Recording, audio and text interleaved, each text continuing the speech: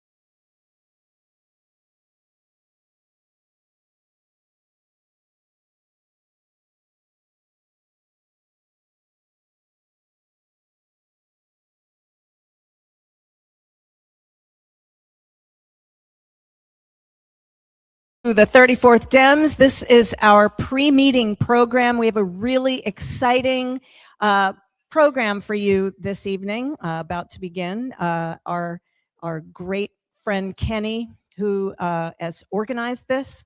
So very excited about that. We have 4 panelists that are going to introduce themselves, but I'll just let you know their names. Emily Gadja, Ben Trong, Devin Hermanson, and Lori Reinhardt.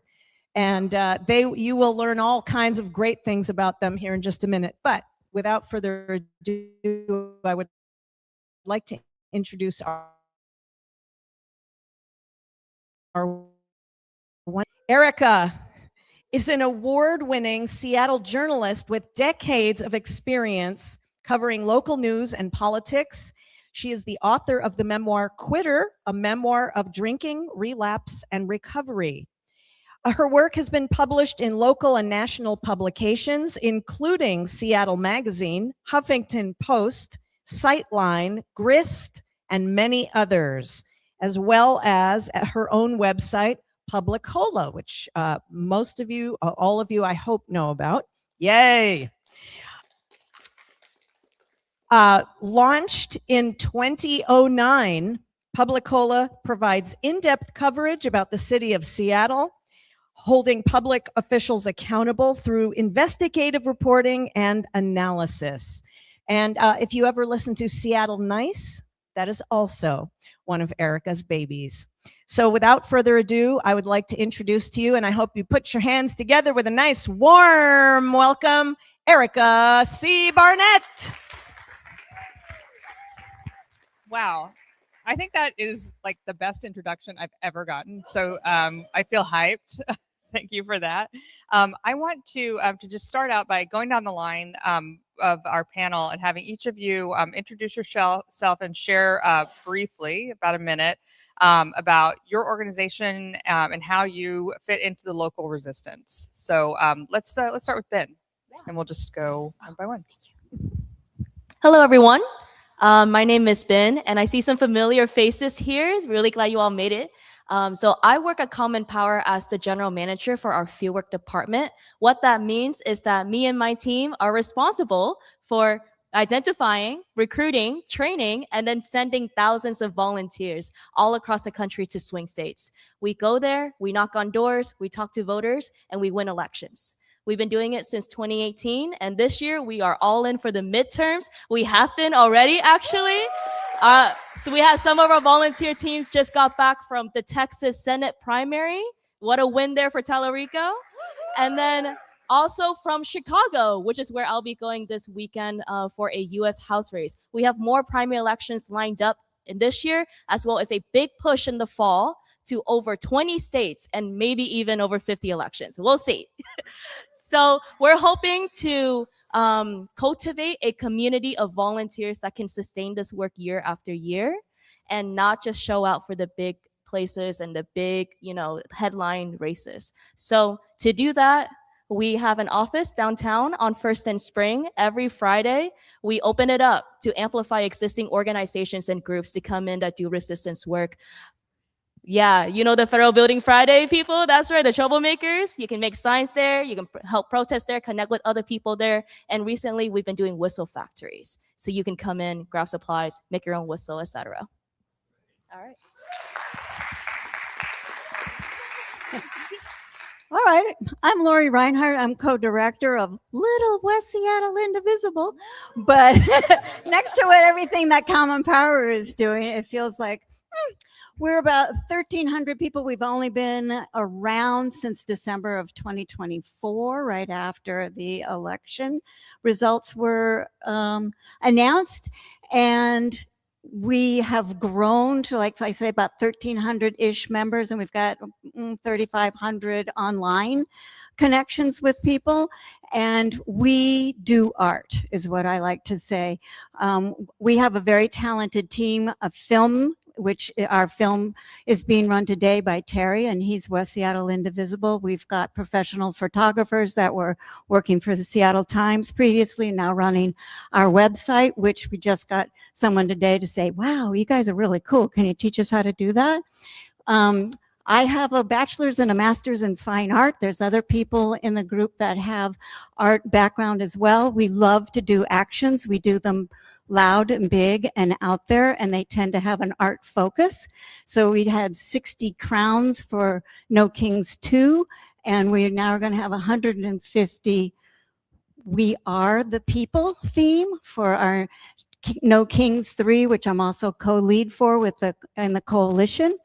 And it's going to be fabulous. So it's going to be a really great visual.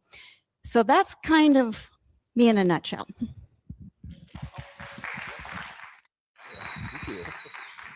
Hello, I am Devin Hermanson, and I'm the founder of Defund Musk.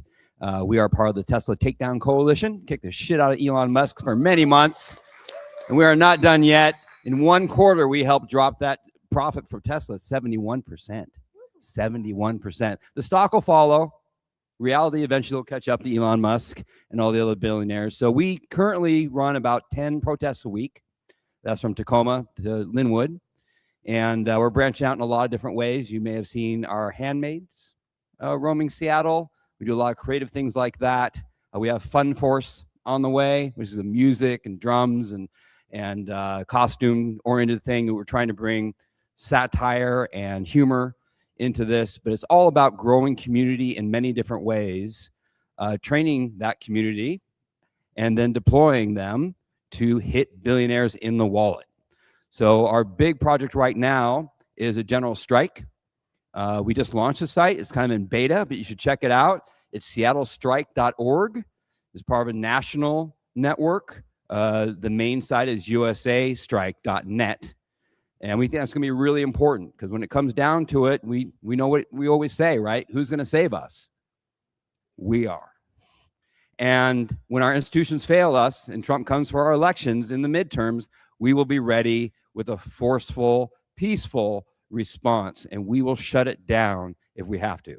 So that's what we're working on. We'd love to have you with us. Thank you very much. My name is Kenny Austin. I'm the founder and chair of the 34th Dems Nonviolent Resistance Committee. Our mission is to research, plan, and lead a local, democratic, nonviolent resistance that protects our liberties, our communities, and our democracy. The way we do that is we identify threats we're concerned about. Then we do the research. What have other people done to confront those threats? What worked? What did not work? What would work here? A few examples of what we've done is we did some legislative advocacy. We were down in Olympia advocating for a number of bills to strengthen our rights when they come here. 2 of those are on path to pass this week. Very exciting. We've also put together simple 3 do's, 3 don'ts advisories. If you see somebody being hurt by ICE, what are 3 simple do's, 3 simple don'ts? You will start seeing those in Washington whistle packets and at Common Power in the very near future. Very excited about that. And another thing we're launching, kind of soft launching this week, is a fundraising partnership with a group called For Tomorrow. This came from the question, how can we get money to families that are impacted by ICE? For Tomorrow is an existing organization. If you'll find a handout in all of your seats about it. If you donate to them, it will get to a family in King County that was impacted by ICE and needs aid with groceries, rent, reunification flights, you name it. So those are some examples of things we're doing. We hope you'll join us too. And it's great to have so many great people on the stage with me tonight. Thanks.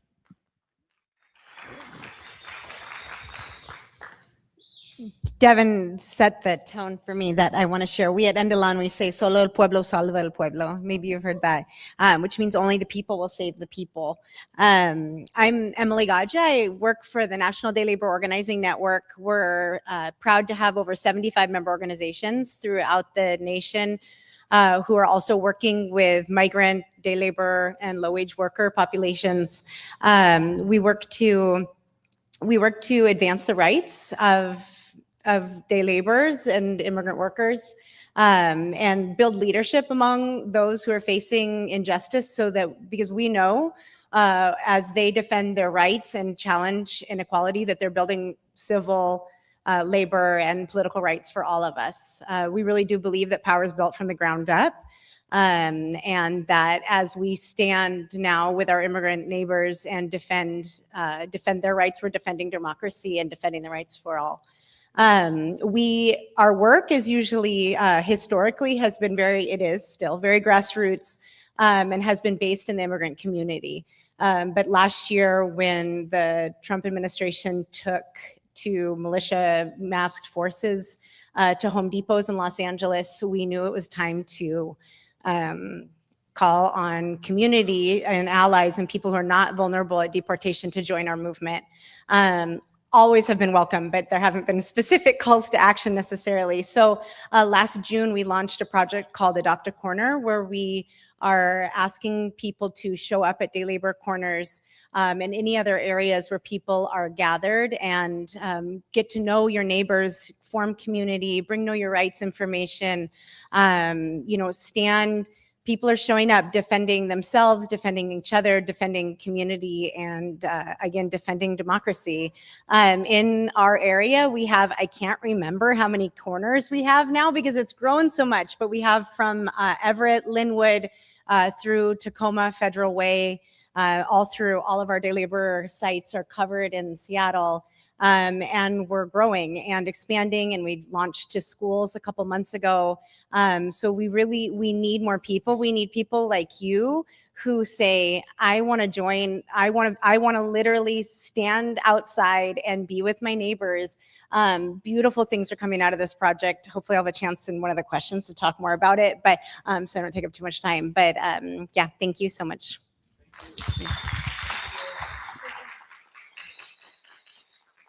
Thank you all. I wanted to start by asking something that I am just sort of selfishly curious about as a journalist. The whistle kits, I have them at my home. They're, my partner works in the library. They're everywhere. And I just wanted to ask all of you, what is the sort of larger goal? What can we do, with whistle kits? Are we all in favor of whistle kits? I don't know if there's some difference of opinion on this panel, but can you talk a little bit about how they can be like a gateway drug to greater activism? I'd love to hear what y'all took away from Minneapolis. Oh. There you go. Whistles. There's been a lot of discussion around whistles lately, and both Ben and I had the great opportunity to join the delegation that went to Minneapolis with Common Power. We were there day 60 to 65 of Metro Surge, and it started to, quote, change around day 80. So we were there when people were absolutely friggin' exhausted and got up and did it again the next day. What we learned was incredible. And at the same time that WASN came out with a suggestion around whistles, we asked the people there on the ground what they thought. And one of the people who I call a chaser, they themselves call themselves commuters. They're the people that are actually tracking where ICE is on the street that day and chase them down, if you will, and just follow what their activity is and pass the information along to get the people on the ground to do the action that needs to happen.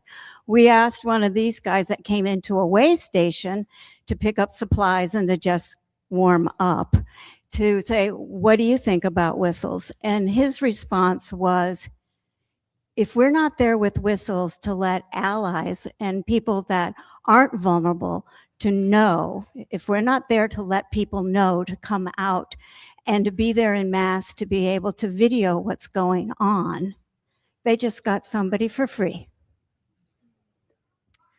That's my opinion on whistles. Thanks, Lori. And to your question about how whistles can be a gateway drug to activism, that's definitely the case. And I think there's many of you out here who have handed someone a whistle kit and they're like, thank you, what else can I do, right? And then your next response is, come make more whistle kits with me.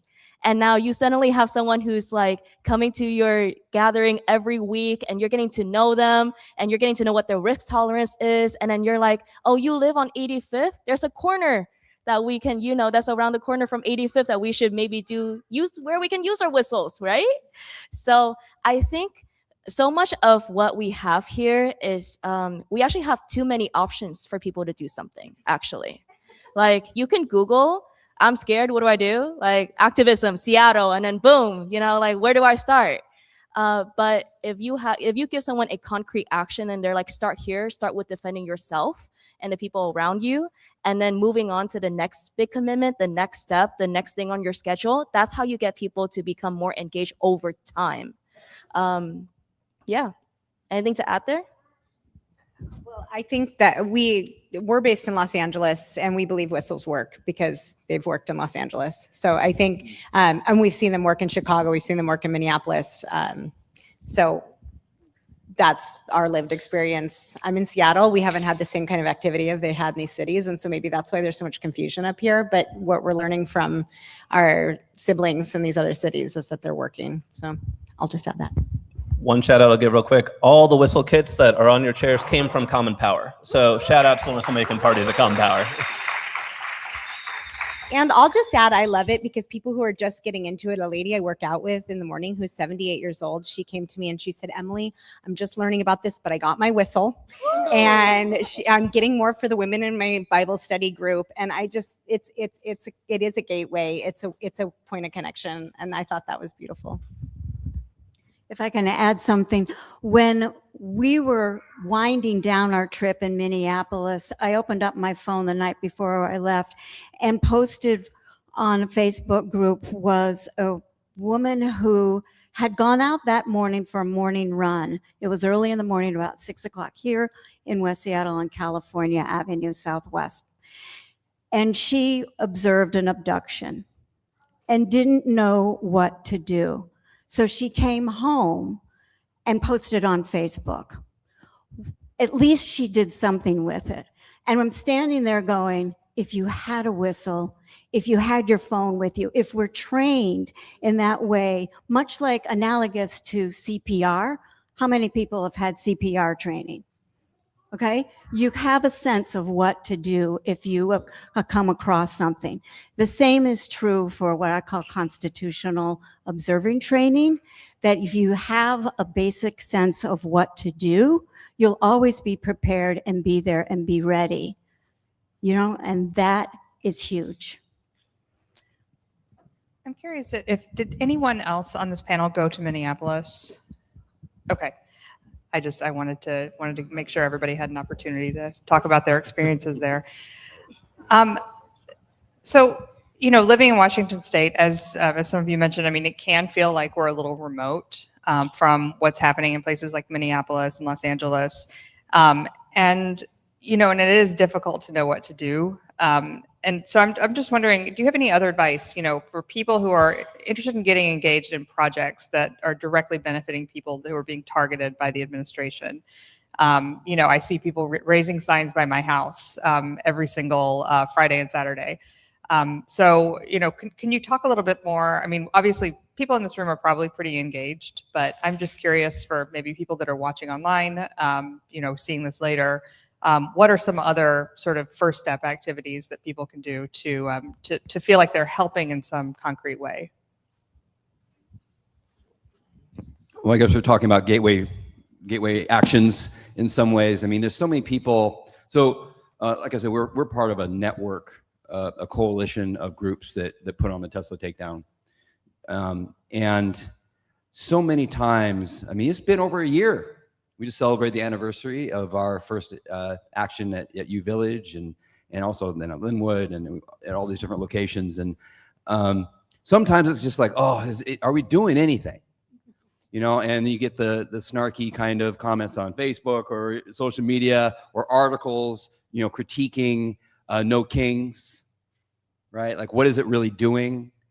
And it's doing so much because I'm the guy who gets the emails. And I run all of our email programs, and you know I get them all the time, and it's, you know, there's almost always kind of the same. It's, wow, you know, I haven't come out yet, and I've been kind of quiet, but I drive by and I see you. I see all of you out there with your signs every week, and it gives me hope. And sometimes those people come and they stand next to us with their signs, and it's beautiful. So that's what it's about. It's about building that community. It's giving somebody a chance to kind of come into that community and welcoming them. And because we're so consistent, and frankly, we've been doing it a while, when something happens, like what happened to Renee Good and these others, within really minutes, we can convert 10 protests that are coming in the following days to that theme and invite people to come express themselves. And Jimmy Kimmel, of course. Yeah, Jimmy Kimmel, in 24 hours, we launched suckitsinclair.com. And I know it's fun to say, right? That got some national attention because it's so fun to say, but it was a website that obviously focused on what they had done with Kimmel. And we had organized a major protest at Como. We had a phone bank up. All this was basically within 24 hours. A phone bank up calling advertisers. We moved fast because that's kind of our culture that we built in Defund Musk and our partners. So all of that, it gives people entryways. When something's happening, they know that we're there and we can give them that entree to express whatever's going on right now. They're pissed or they're hurt. I call this is the age of heartbreak. We are heartbroken every day. Family, friends, our country break our heart. That's got to be why you're here. I mean, that's why we care so much. We have big hearts and we care about what's going on. This is a really, really hard time to be someone who gives a shit. So we have these protests where people can come together and be together and feel those feelings and just express them and do something positive with them. So I think that's the first step. We're going to fight over the microphone. We're working out a speaking order. I think I'll go a different track here and speak more on the individual level because of obviously, all of you are here. To your point, you're here because you may have already started doing something or you're trying to bring something back to the people in your lives that might need a little bit more of a kick in the ass. And I think I just want to reiterate that it's not hard to find something to do. The hard part is actually doing it, right? The barriers to volunteering is not lack of information, is how do I pick the best one for my availability, for my risk, comfortability, for what's convenient around where I live or where I work or where my children goes to school, and like what can I do that's beginner level, and not immediately jump to intermediate or advanced. And I think you all are part of that infrastructure where you're telling people, don't go to rapid response. That's crazy. You should start with learning how to make a whistle, or you're like, yeah, come to a protest with me, see what the vibe is, and we'll go from there. But I also think there is another conversation that we should have too, where, this is the 10th year of us in this mess, right? It started back in 2015, 2016, I'm 28 this year. I would have graduated high school when this all started. And if there are people looking around their lives and they're like, what is going on? What should I do next? Then there's already so many things that have happened in the last decade that could have pushed them. And probably the only thing that's stopping them is themselves. So perhaps a different tack that we can take is maybe don't go for I want to save democracy. Maybe go for, hey, I really care about this cafe or this restaurant that's by my neighborhood because there's immigrant workers in the back. I know that. And I know that's going to be a target. So maybe what I need to do is to sign up for a business canvassing organization that talks to businesses about what to do in these situations. Or maybe I'm a parent. My kid goes to school, they hear about other kids with their parents being abducted or accosted. Maybe I need to do something, show up to PTA, right? Don't start from how do I change this country? Start with where are the spaces in my life that is touched by this problem? Because if you don't see it in your life, that means you haven't looked hard enough. So start there. It's there. Yeah. Two little things that I'd like to add to this conversation. And one is I see friends of mine that I call on the couch, people that are politically aligned, but they haven't motivated, they haven't moved to do something. I also see their despair. And I see how downtrodden they are and how they're just awash with the constant flood of what we're getting every day. And the people that I interact with, like these people here, you don't have to be all in like we are. You don't have to. But I don't see that despair among the people that are in the movement. We are joyful, we are happy, we are engaged, and because we are with one another and united on a very hyper-local level, a regional level, or a national level, I personally don't experience that same level of despair. So one of the things that we say, a little thing that's easy to remember, is you either move your body or you move your money. And that's a great entry level for anybody. Because if you move your body, it means you're dialing a phone and making a phone call. Or you're putting your body in a position where you may stop an abduction. Okay, there's a range there. If you wish to stay home, move your money. And you can choose where to put that money. And Kenny has given us an opportunity tonight on your seats of where you can move money. So those are really entry levels, and then you can take it as far as you wish.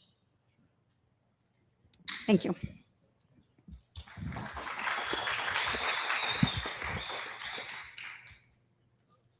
So first I'll say we are an organization that nonviolence is one of our principles. But I remember in the first Trump administration, our director said to me, there's a lot of people out there with good hearts, but what will it take for people to have rebellious hearts? And that has come up for me over and over this year, because there are a lot of opportunities for us to do things, and it's scary for people. No one wants their identity revealed. People are afraid. We're watching authoritarian takeover happen in our country. Many of us have never seen something like this before. I haven't.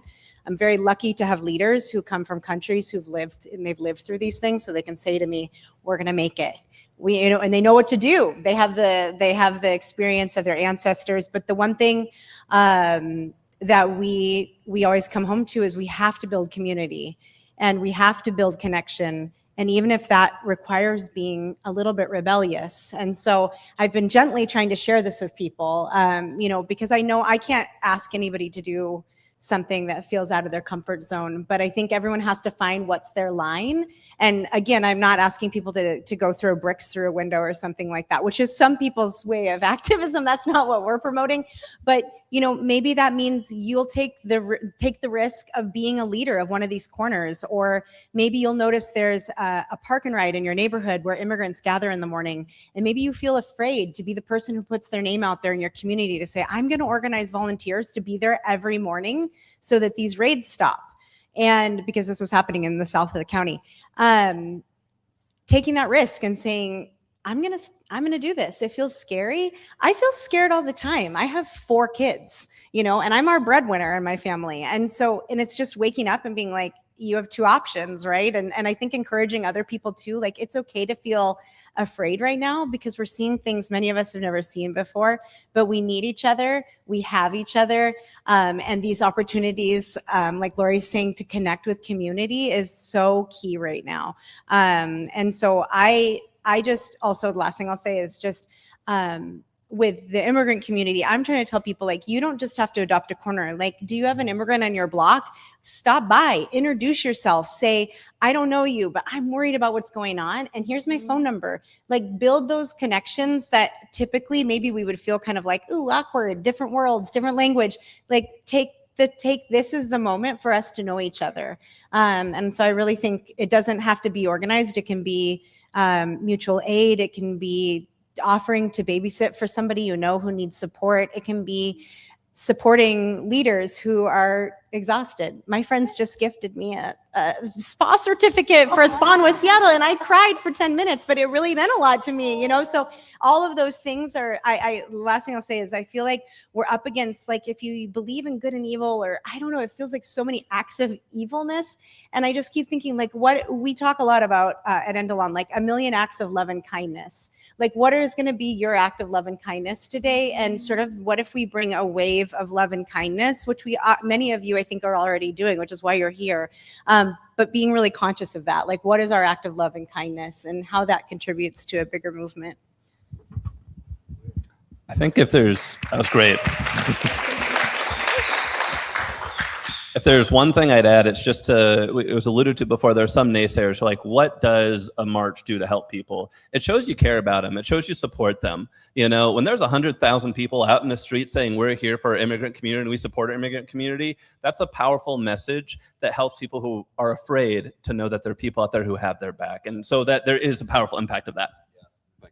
I just got to piggyback on that. We knew we were making a big impact when Elon Musk started lying about us and attacking us every week. You know, I mean, that must mean something, these protests. And of course, that just got us more excited. Yeah. And the love and kindness does show up on those streets when you're out in line marching. And what you get back, I love overpass work. And that's actually my favorite thing to do. And we have a little pedestrian overpass going into West Seattle on Andover and Fauntleroy. If you know where it is, you know where it is. I get so much joy out of waving to people. We have our signs and people wave, they honk, peace signs, this and that, and get eye contact with them. We give, and I get so much back. And it's we can feel it. People are there and they're together. So I was going to say something else, but I forgot. I appreciate the antidote to cynicism that you're all bringing. That's just really great to hear that, you know, you're giving something and you're getting something back from it too. I want to talk about the midterms. I don't know what Trump's position is today. I was busy, but he was saying that he's gonna that they're not going to happen, or the Republicans are going to control them. So I guess that's the current plan. What can people do to make sure these midterms are secure, that people can vote, and get involved? And how can we help the Democrats take back the House and Senate? If that's not too much to ask. Okay, you can stick to the first part of the question. I guess I start, right? Colin Powell, you go. There were a lot of questions in there, and then I think I'll zero in on this, which I think might answer all three. Is that I don't think the work to protect our elections happens in Washington necessarily. When we're talking about how can you all in this room and the people you know help secure elections, right? It would be going to states to actually help secure elections for the people who are constantly under voter suppression or under intimidation at the polls, or like deliberate mis and disinformation about where and when to vote. So that's part of the work that we do. So step one is to go out there, get a voter in a swing state or a state that's actively under voter suppression and be like, hey, this is the correct information about how to vote. Don't believe what you saw there. No, this is the single source of truth, right? Or you want to double check your registration. You want to bring these documents or they'll turn you away, right? None of those tactics happen here in Washington. So even if you were to go out and do your thing, maybe in Eastern Washington, maybe in like Southern Washington, maybe there's a little bit of this here and there, but not at the intentional scale that you would find in Texas or Georgia or Pennsylvania. So step one, leave, go to a different state and do work in another state. If you're thinking about a federal level, then your thinking has to be on that level too.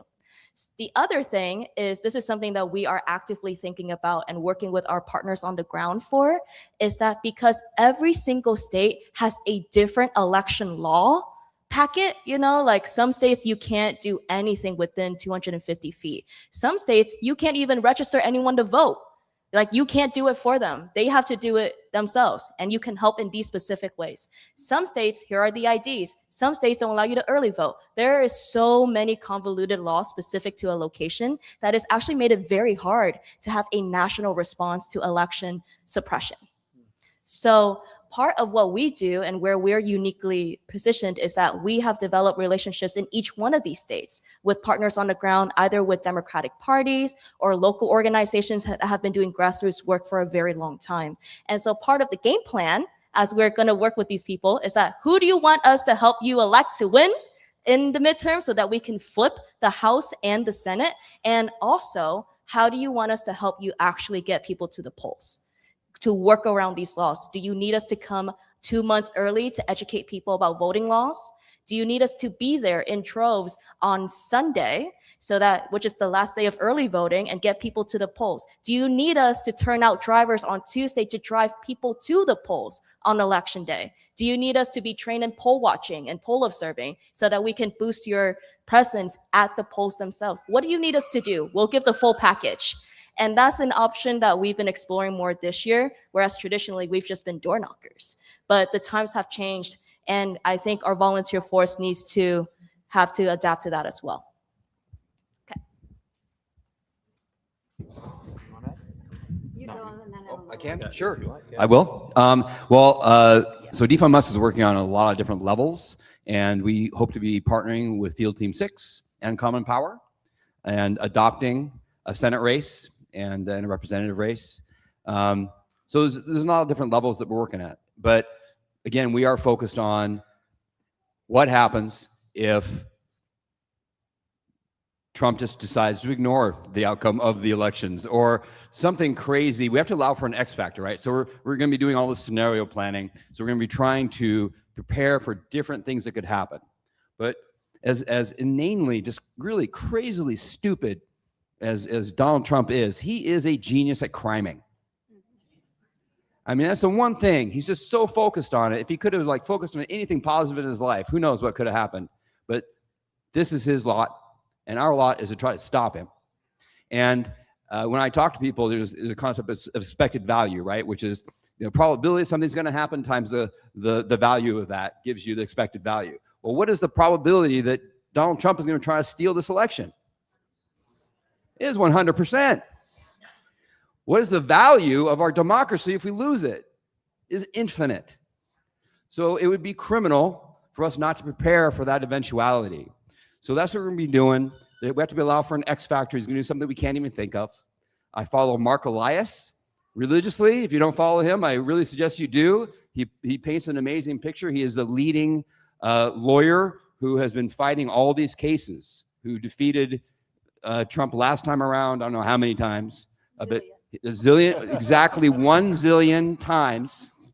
And he's a genius. You know, look up to his podcast, his Democracy Docket. And he spells it out. The guy knows his stuff, and we're going to be following that and preparing. But the ultimate power that we have is economic. And the general strike concept that we're working on, I think, is one solution to that. Doesn't have to be our solution. There's other people working on similar things, but we recognize that ultimately, if we shut down this country, we hurt the billionaires. That's when things change. You can see right now, when the stock market gets affected, that's when Trump cares about things. That's when he stops doing what he's doing or starts making noise about maybe war in Iran isn't such a great idea. It's all about money. So we're going to be organized. We're going to be doing the work, the hard work to really have deep relationships in communities and form those communities. I wish I got to find out who said this because it was brilliant. But someone said, we're not going to meme our way to a general strike. That is spot on. How many times have you seen it kind of the call go out on social media? Let's strike. Well, you're skipping a few steps, like a lot of really hard steps. And that's what Minnesota had going for them. They'd been through the Rodney King situation. They'd been through a lot of pain together. And they'd come together and done the work of forming coalitions, deep, deep community. And that's what we're going to be doing and focusing on so we'd be ready when he tries to screw with our elections.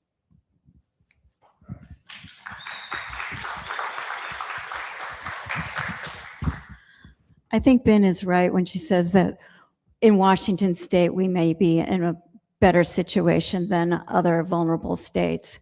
At the same time, I'm looking at that friggin' SAVE Act. How many people have heard about that, right? So let's take a moment to just look at your own family.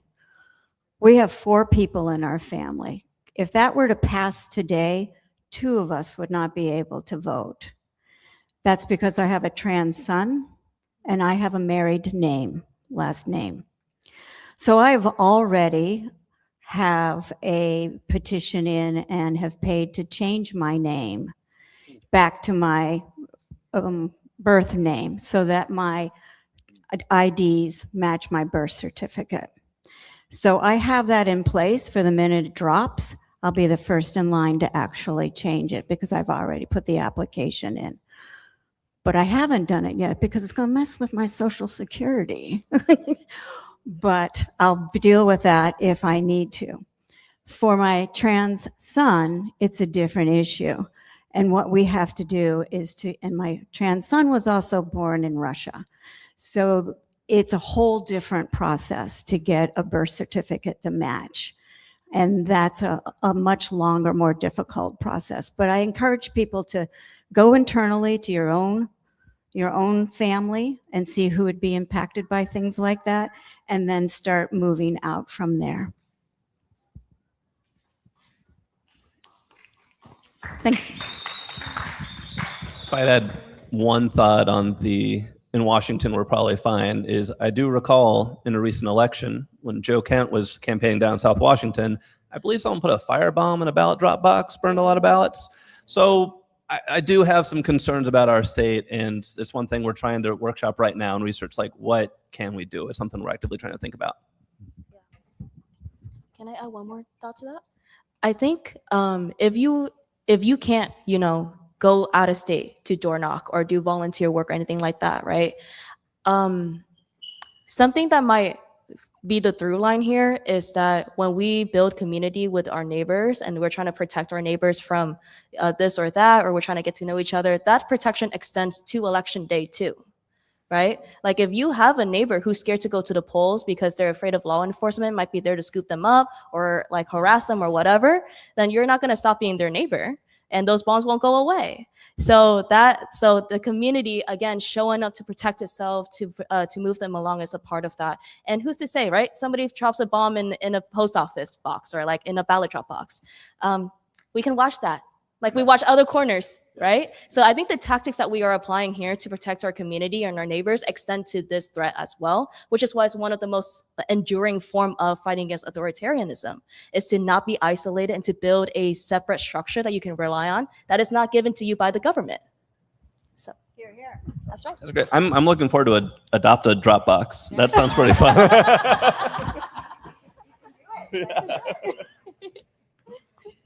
I appreciate that reminder about, sort of not becoming complacent, because I worked for a while at NARAL, which is the Abortion Rights Action League, or that's what it used to be called, until abortion was deemed, too controversial as a word. But that's what we heard all the time too, and it was very hard to get donations because Roe versus Wade is, that's the law of the land. We have it protected here in Washington State, and and now there are real ramifications of that on Washington State, even though abortion is legal here. So I think sort of on that note, I wanted to ask about the local and state level stuff that people can be doing.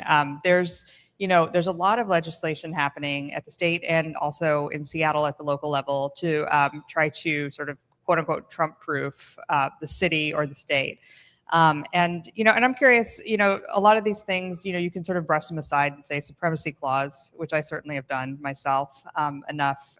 But this sort of state legislation and local legislation, is there anything to it? Like, are there things that people should be advocating for or, trying to make better at the state and local level?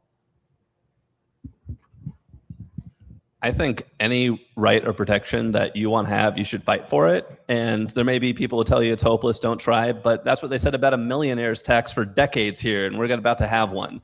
So if you're not willing to have the fight, you lost already. Just fight for the rights that you want, identify them, identify who's fighting for those, and get on board. That's right. If you didn't catch that, Howard Schultz left for Florida. That's what she was saying there. Bye-bye, Howard. Bye-bye, Howard. We will not miss Howard. I'm on board with that. Anybody else want to take that one?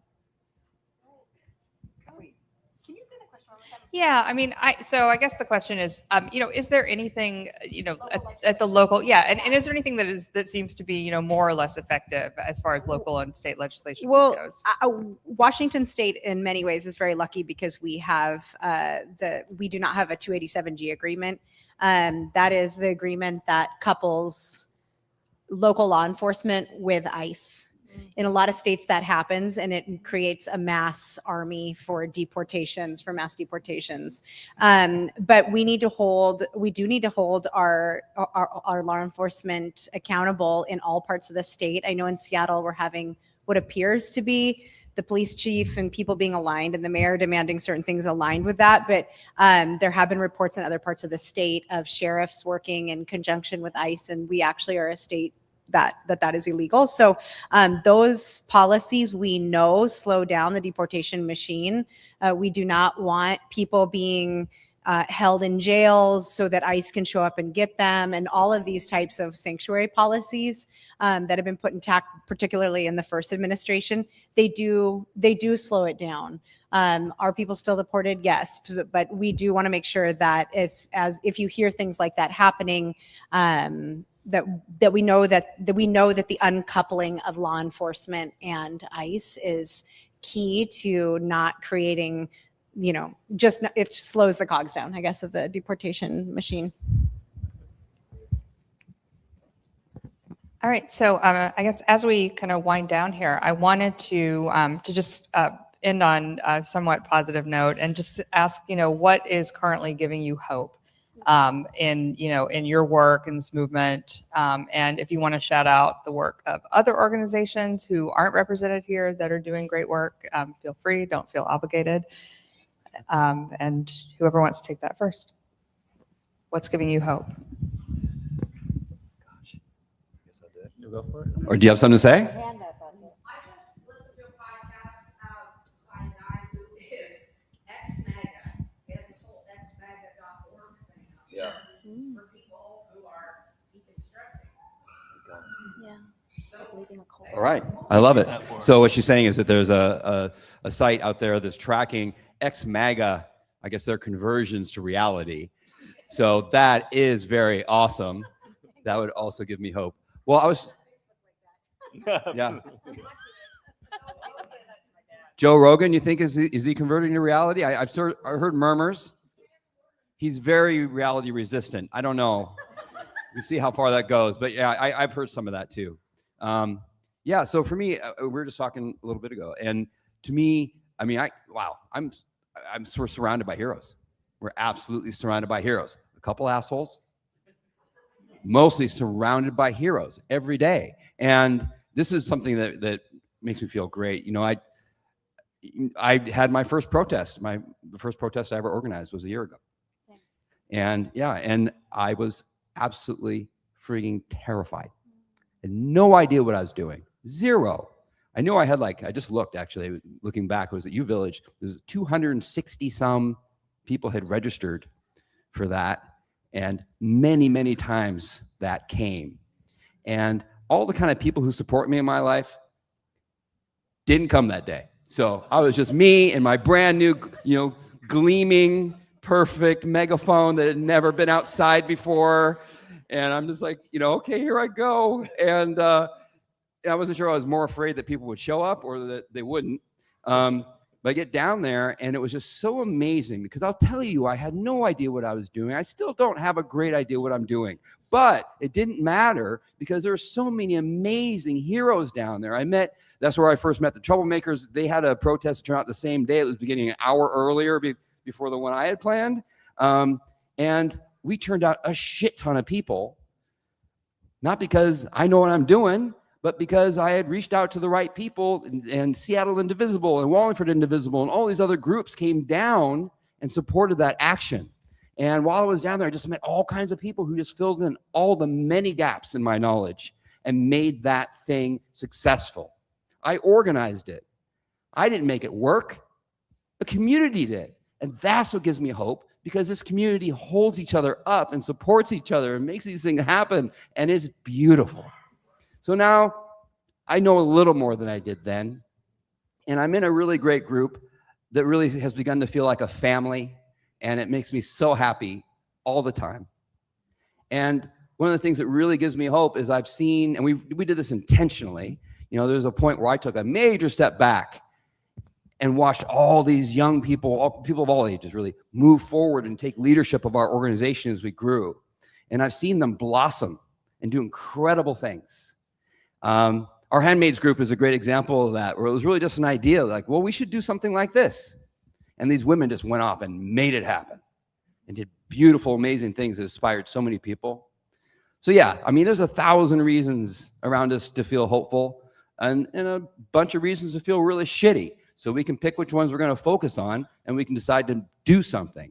That's what gives me hope, is doing. So there's lots of good stuff coming.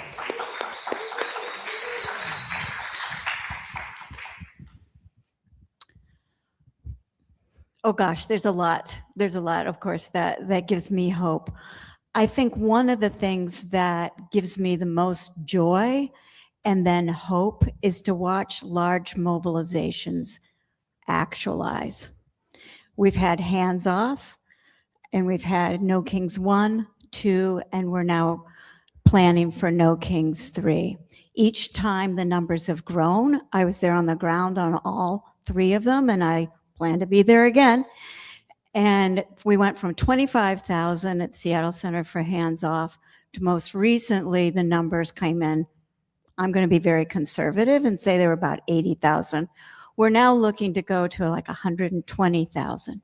And when you stand next to someone and all you can see is heads, this direction, this direction, this direction, and this direction, and you're talking to one another. Never met before, but you're talking to one another, and everybody's got a common vernacular and a common position and perspective on the world today.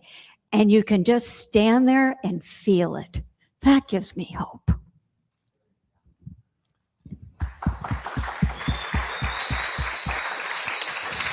I think what I'd say is anytime I'm in community, it gives me hope.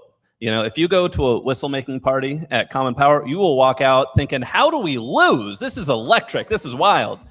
That gives me hope. Seeing that we keep winning gives me hope. Every special election you see, win, win, win, win. That gives me hope. And the fact that Trump's trying so hard to stop us from voting, it tells me he's afraid of us. This is a guy who's rolling in bed every night, scared of you and your vote, and knowing that you're going to kick him out of office, you're going to take away his majorities. He is afraid of you, and that gives me hope. So these are the things that give me hope. To speak to that, what happened after No Kings 2? What happened immediately after that? He tore down the East Wing. He was scared of us. He did not like that many people came out against him. So he took part of our house away. So I was at a canvassing training for neighborhood leads on Saturday, and we were in a room full of people from all over Seattle learning how to talk to a stranger in their neighborhood and try to get them to see if they would support them in this effort or not. And I was in that training, and I just saw people work their way through Seattle ICE and NICE at the same time. Like it was like the, how do I introduce myself? You know, like what do I do? I only talk to people I know. How do I knock on a door? Is it awkward if I stay too close? How do I tell people about an ask? How do I be persistent about my ask? If someone tells me no, I'm gonna walk away. That's how you do it, right? No. So I just see this room full of young people, new people, people who actually haven't lived in the city for very long, right? The majority of our city are renters. They come here for school or work for other reason, and they found a reason to call it home, and they want to defend it. So they're working their way through their nervousness, their fear, their weaknesses that they know that they're not good at, simply because they know that they have to be better. And that's when I feel like I was filled with hope, because somehow all of the shittiness has made us be the best versions of ourselves for an extended period of time. And somehow I feel like after this is all, I don't know if it's going to be over, but like it will lessen, because that's the fight we're trying to fight, right? That we remember the practice of being the best versions of ourselves to us, to our community, to our neighbors, that the things that we do, today won't be forgotten very easily. So that gives me a lot of hope. Yeah.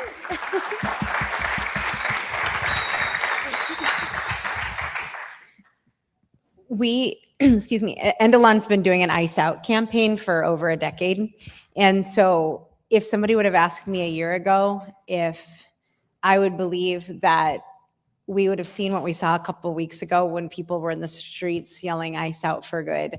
I think all of us who've been at our organization, I work with lifelongers who are like lifelong immigrant rights advocates, and all of us were just dumbfounded. There was many tears shed. It was, if anyone would have ever asked me that people would be in the streets, really seeing the problem with ICE, being aware of it. And because 5 years ago, that was not there. 4 years ago, that was not there. So that gives me the conscientization that's happening gives me hope. The same, unfortunately, the day laborers are being persecuted at a level we've never seen before.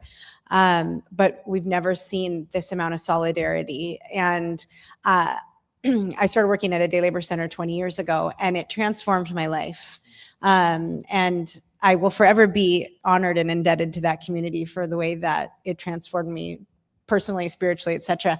But to see all of these volunteers in our community having that same experience that I had 20 and continue to have by being in community with these workers, that gives me so much hope. I wake up every morning to the Signal chats that I'm in from all the corners, and it's like, on my way, I've got a carafe of coffee and warm burritos. Are you going to be there, John? I mean, I don't know, some of you guys I recognize, and you're in these chats too.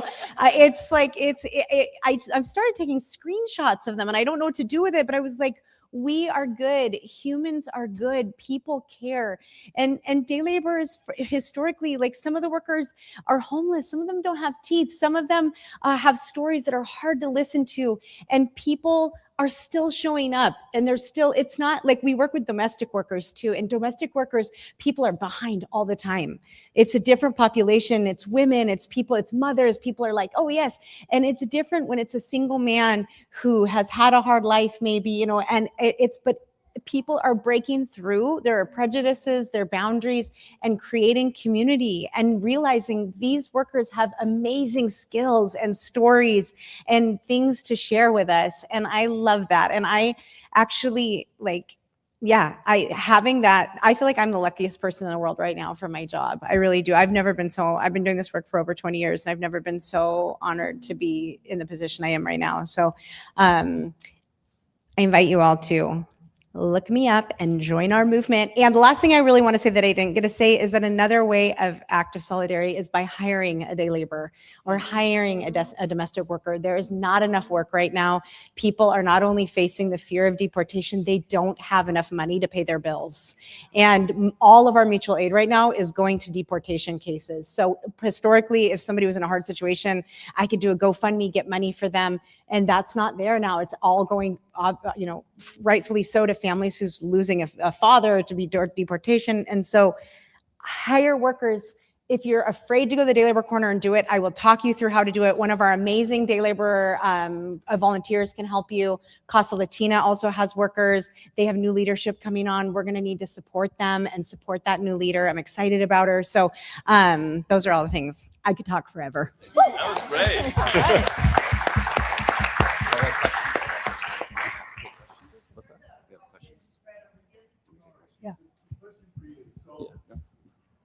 There are day laborers in West Seattle that I see increasing in number, like the Home Depot or the parking lot.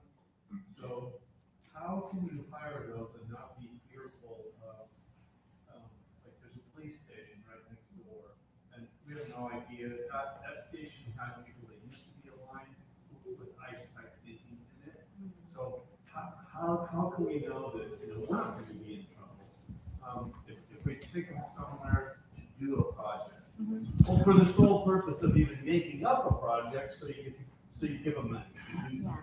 Real quick, I'll repeat the question, and then we'll have to end because the 34th EMS meeting is supposed to start soon, so this will be the last question. You can talk to any of us after we split, though, in the audience. But I guess you can repeat the question and give the answer. The question is, like in West Seattle, there's the Home Depot corner there. And the question is, there's a police station right next door. How do we not get in trouble for hiring a worker? Well, the good news is that it's not illegal to hire day labor. Yeah, and it's not illegal for workers to wait on the street. We fought that in the early 2000s, and it is a legal right to look for work in a public space. So they aren't committing a crime and we aren't committing a crime by hiring them.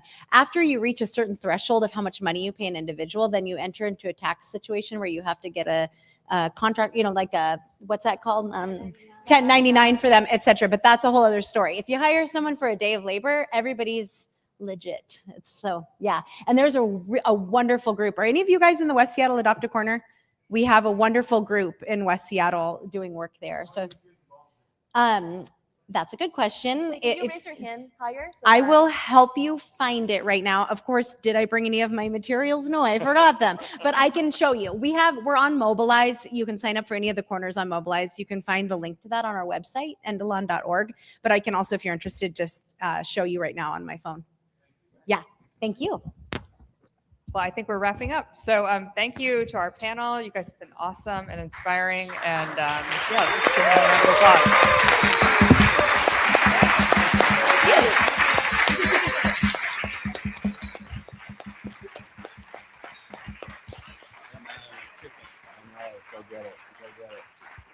This is the point when somebody usually comes and takes my mic. Rachel?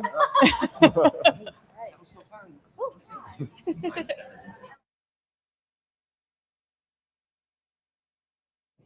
Hey. Is it on?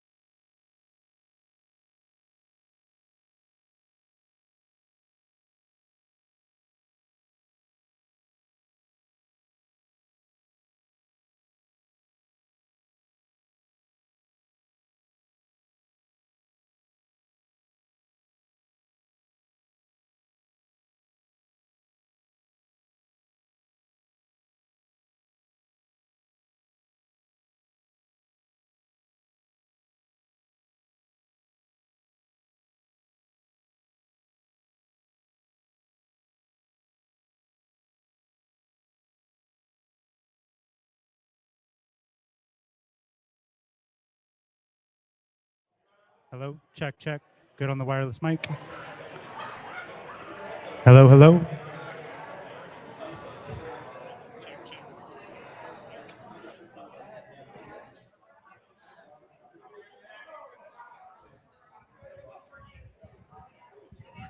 Hello. All right, good to go.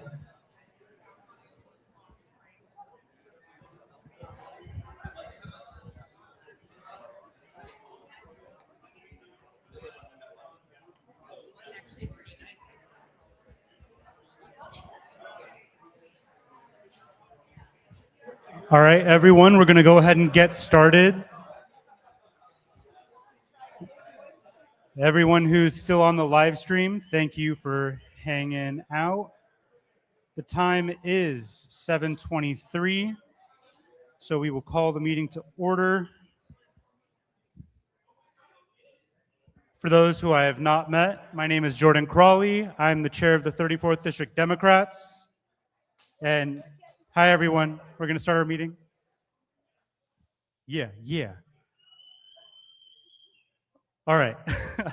I'm Jordan Crawley, chair of the 34th District Democrats. Before we get started, I just want to lead off with a quick code of conduct reminder.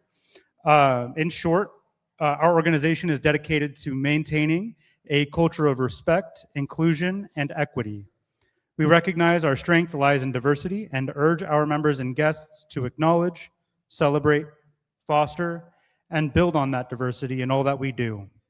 In being here tonight, you are agreeing to engage each other with respect and civility, avoid negative and inflammatory discourse and interactions, and help us foster a safe, open, and welcoming and empowering environment, encourage participation, and lift all voices. I hope that we don't have to enforce that tonight, but if we do have certain immediate actions that we can take, including providing warnings, preventing people from speaking, and actually removing folks from meetings.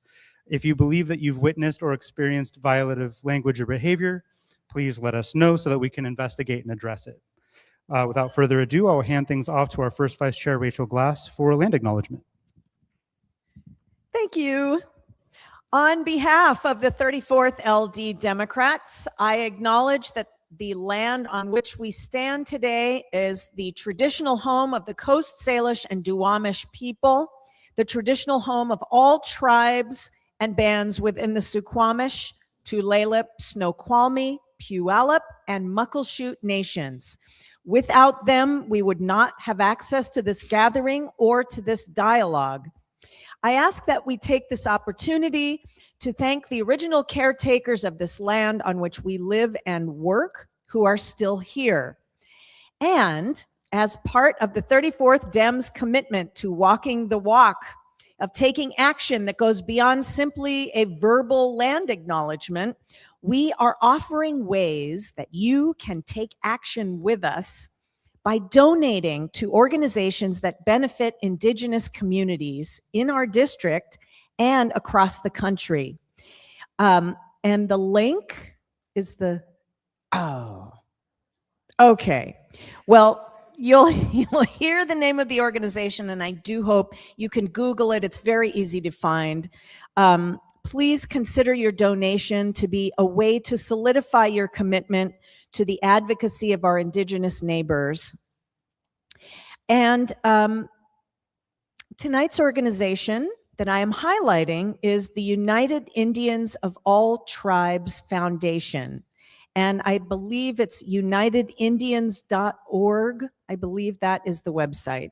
So, and it's like /give is the donation link. So please consider that for our spotlight group this week, this month. And thank you so much. Oh, and I'm going to segue right into our next specialness. Jean Moore, who is a poet of renown in our community. You might have seen her if you were at Bend It Like Booker last summer. She has created a new work of art, a poem that she's going to present for us tonight. So give her a big hand. Thank you, Rachel. So I was asked recently to write a poem for the women's rally, and so I want to share that with you tonight.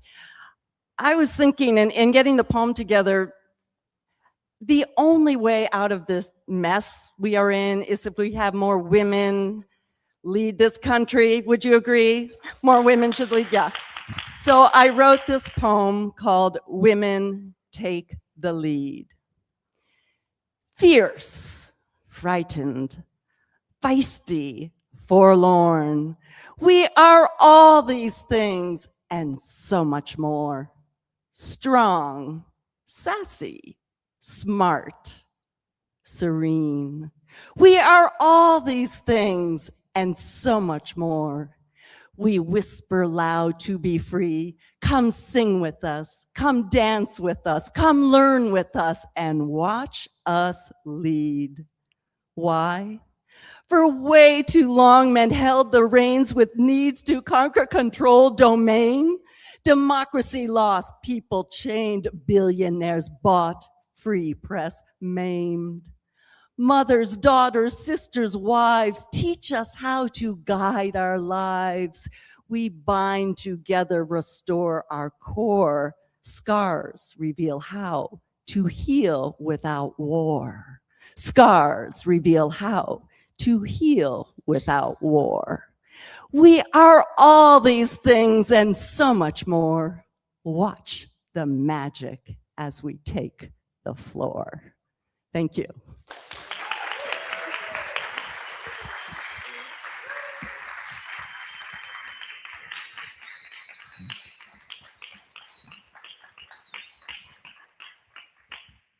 Thank you, Jean. Up next is our consent agenda. The two parts of our consent agenda are adopting the meeting minutes from our previous month's meeting, as well as adopting the agenda for this evening's meeting. So first matter of business, is there a motion to adopt the meeting minutes from our February membership meeting? Will you state your name for the motion, please? And Anne, was that you on the second? Nice. Is there any objection to adopting the meeting minutes from our February membership meeting? Any objection to adopting last month's minutes? All right, we'll consider last month's minutes adopted. Next is tonight's agenda. This was sent out to the membership for in each of the last 2 weeks with our Sunday emails. It's also here posted on this slide. Those of you who are on the live stream should also be able to see the slide as well. Is there a motion to adopt the agenda as presented? Is there a second? Any objection to adopting tonight's agenda? Any objection to adopting tonight's agenda? All right, then we will consider tonight's agenda also adopted. And with that, I will hand things off to our treasurer, Rebecca, to talk about our treasurer's report from February.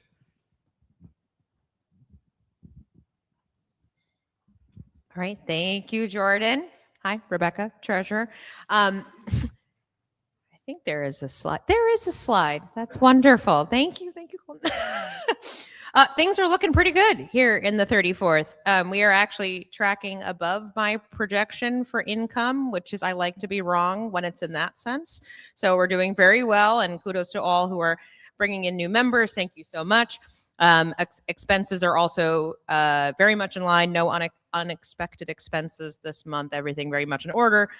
This room here, our one-time annual fee for the budgeting app we use, all very normal stuff. In the meeting event thing that Jordan sends out in advance, there is the full treasurer's report with all of the detail. But of course, if you have any questions, come find me at the back.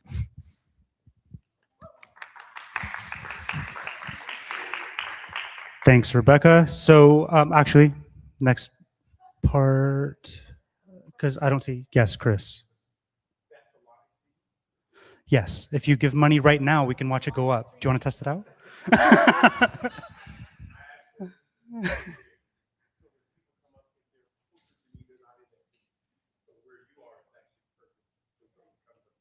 Right here. Okay. I don't see see any elected officials in the room, so we can skip VIP acknowledgements. Going once, going twice? Cool. Next step is also you, Rebecca. You have to stand right where Jordan is. All right, sorry to put you on the spot here, Megan. Thank you very much. Is Megan Atchison? Oh, wonderful. Come on up. Sorry to put you on the spot. Normally I like to meet you beforehand, but I was late today. So we have a new PCO to hopefully appoint tonight. And here's how this will go down. I know, it's exciting. Hey, and we've had some other interests. You want me to move over, Ann? Oh, nailed it. Okay. So here's what we're going to do. Megan will very briefly introduce herself and why you'd like to be a PCO. I'm sorry, that's the first time I'm telling you this. And then I will read the PCO oath, and there will be a very simple question, which is to confirm that you are a Democrat. And then we will take a motion from the floor to appoint. So very briefly, Megan, what brings you to be a PCO? Hello, I am Megan Atchison, and I've had a frog in my throat all day. I would like to be a precinct committee officer because of a variety of things. First and foremost, I do think that being involved politically is very important. I've always been involved to some way or another, but I work at the federal level, and I am really trying to get much more involved in what's happening in my state, more specifically even the city that I live in. And so I think it's also very important to ensure that that people are registered to vote, that they are getting to follow through on voting, because that is the only way that we can have our voices heard. So I would just like to do whatever I can to help support that process. Awesome. Thanks, Megan. Yes, please do clap for that. So now I'll read the PCO oath, which is, I am willing to serve as a Democratic precinct committee officer or acting precinct coordinator, that is you in this case, until November 30th, 2026. I understand that it is my responsibility to know the boundaries of my precinct and to be familiar with its residents and registered voters. I understand that my duties are as follows: providing voters with campaign materials for endorsed candidates prior to each primary and general election, get out the vote activities, and new voter registration. Before the motion to appoint, please answer the question, are you a Democrat? Yes, I am. Great. And with that, I hand it off to Jordan. May I have a motion to appoint Megan? Thank you. Chris, a second? Oh, many seconds. Yeah. Wonderful. Yes. And many others. Do you want to hold the voice vote? Okay, I've never actually done this before. By a voice vote, all in favor of appointing Megan, say aye. Oh, there's tags too. Great. Aye or tags will work. All those opposed? Welcome to being a PCO. Thanks, Megan.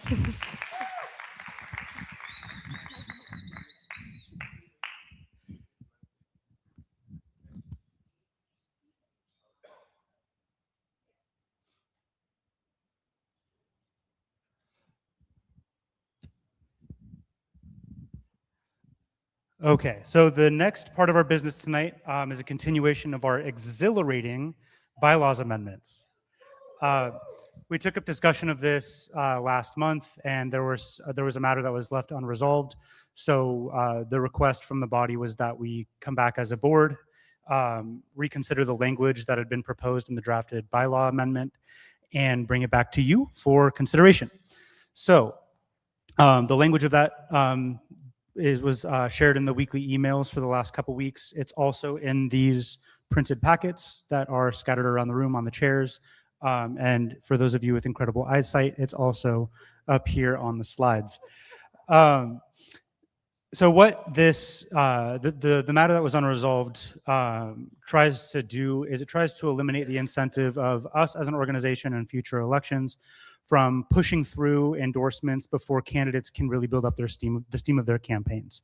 There's a habit in a lot of political organizations of the political insiders, being us, leveraging the knowledge that we have in local elections and even some statewide and county federal elections to push forward endorsements before we really get to hear from incumbents, their challengers, and that's especially important in competitive Democratic races where we have multiple Democrats running for the same position. So what this does is it sets out a calendar by which we would consider endorsements. And when we would consider the endorsements relates to when those elections are. So for the February special elections, the earliest we would consider endorsement is January of that same year. For April special elections, it would be March of the same year. For August primary elections, it would generally be June. And November general elections would be September. I said generally June because for those of you with the packets, or if anybody happened to look at the language that was sent out in the emails, or you can see it on the screen, there's an asterisk there. That's because there's some additional clarifying language, which would allow us to consider endorsements earlier in the year, provided that there are not multiple Democrats running in the same race. Schedule endorsements for consideration, provided there's not more than one Democrat running in the same race. And that's essentially to give us the ability to endorse the sole Democrat running for an office after the filing deadline so that we're not waiting too long to endorse these candidates. That can be especially important in the case where every year ahead of the primary election, we get our voters pamphlet. And the voters pamphlet is where candidates can list out their personal statements, their education and work history, as well as a lot of their endorsements. And for a lot of candidates, the endorsement of their local party organizations like ours are incredibly important.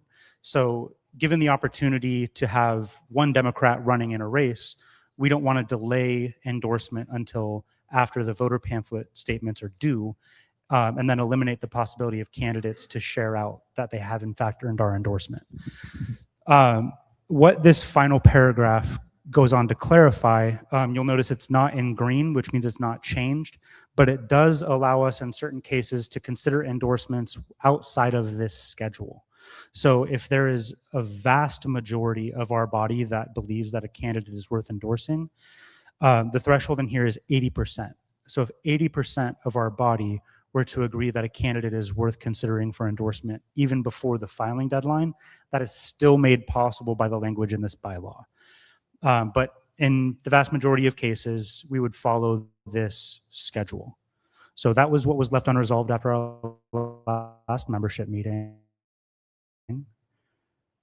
I'm curious, is there a motion to adopt this amendment as drafted?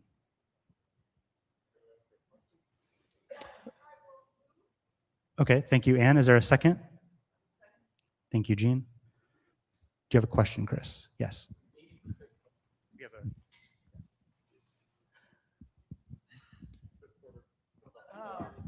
Keep moving. Chris Porter, 34th.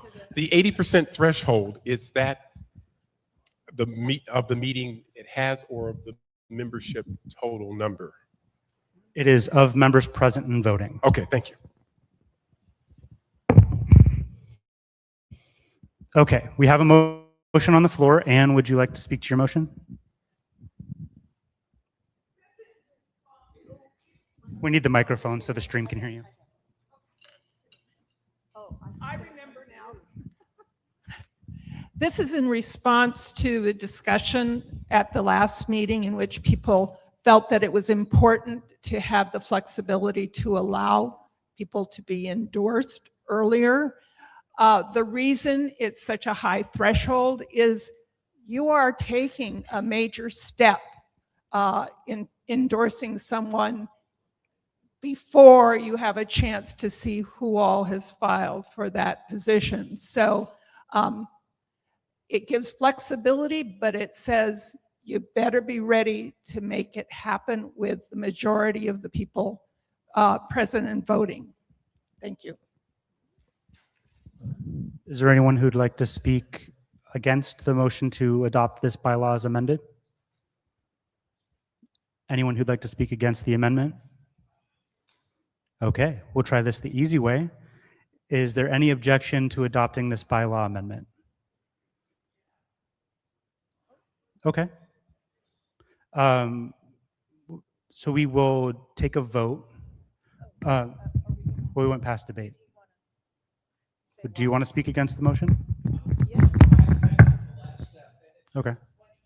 Sure. In a in a year when I think we're all feeling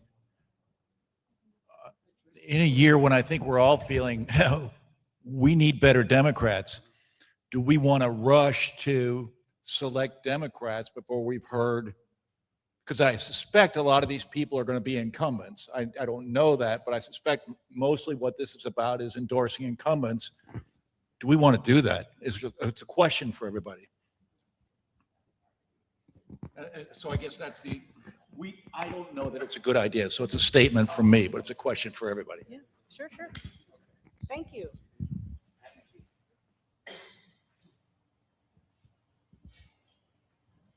Okay. Yeah. So I'll consider that a speaker against the motion. Who is the second on this one, Steve? Who is the second on the motion? Jean, would you like to speak to the motion, or we can close debate? It's up to you. Okay. So we'll just move forward with the vote then. This vote is for all members. So if you have your green or blue slip, you can feel free to stick it up. All those in favor of adopting the bylaw as amended?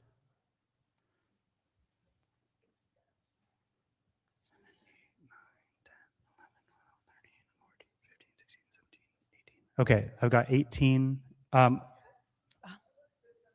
Okay, so 19. All those opposed? And we have 2. Okay, so motion carries and this bylaw is adopted as amended. The next one, which is here on the screen, essentially supplements that First Amendment. It was taken off the table at the last meeting because passing this without passing the other one would have been weird. So what this one does is, as of right now, our bylaws do not require a candidate to file for office to be considered for endorsement. So we could pass the filing deadline, somebody could have not filed for office and technically still run to get our endorsement. Now, the membership may not vote for them, considering that they haven't filed for office, but this would just very clearly lay out the fact that you would need to have filed for office in order to be qualified to earn our endorsement. It does offer the exception of if we are in those rare cases considering endorsement prior to the filing deadline, where we had 80% of the membership in agreement that the endorsement ought to be considered, then we would waive this requirement. I'll start with questions first. Does anyone have any questions about this? Yes, Michael.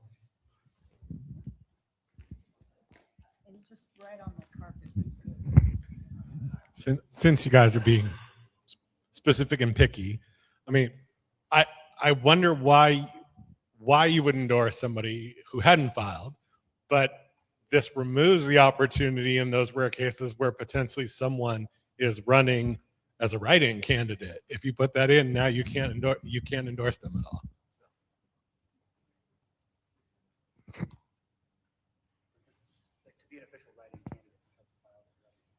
I don't think so, because you're write-in. Someone can check that.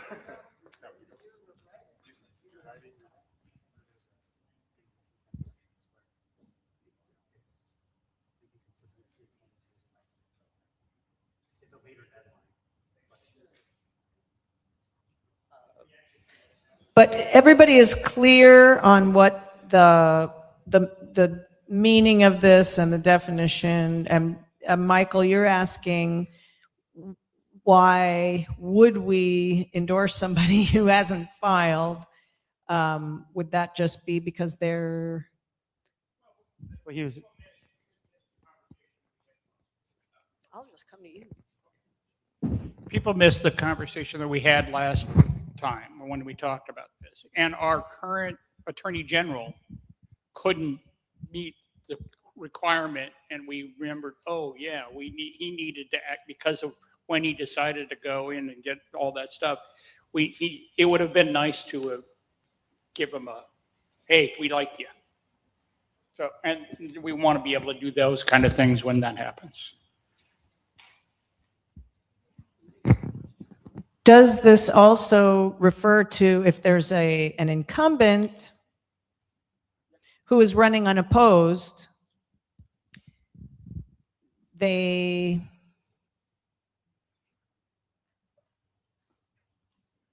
still have to file though, right? But I mean, Unless they meet the exception requirement of, like, because we wouldn't have scheduled their endorsement prior to the filing deadline, but if 80% or more of the membership believed that their endorsement ought to be considered, then we could raise that question of endorsing that candidate early.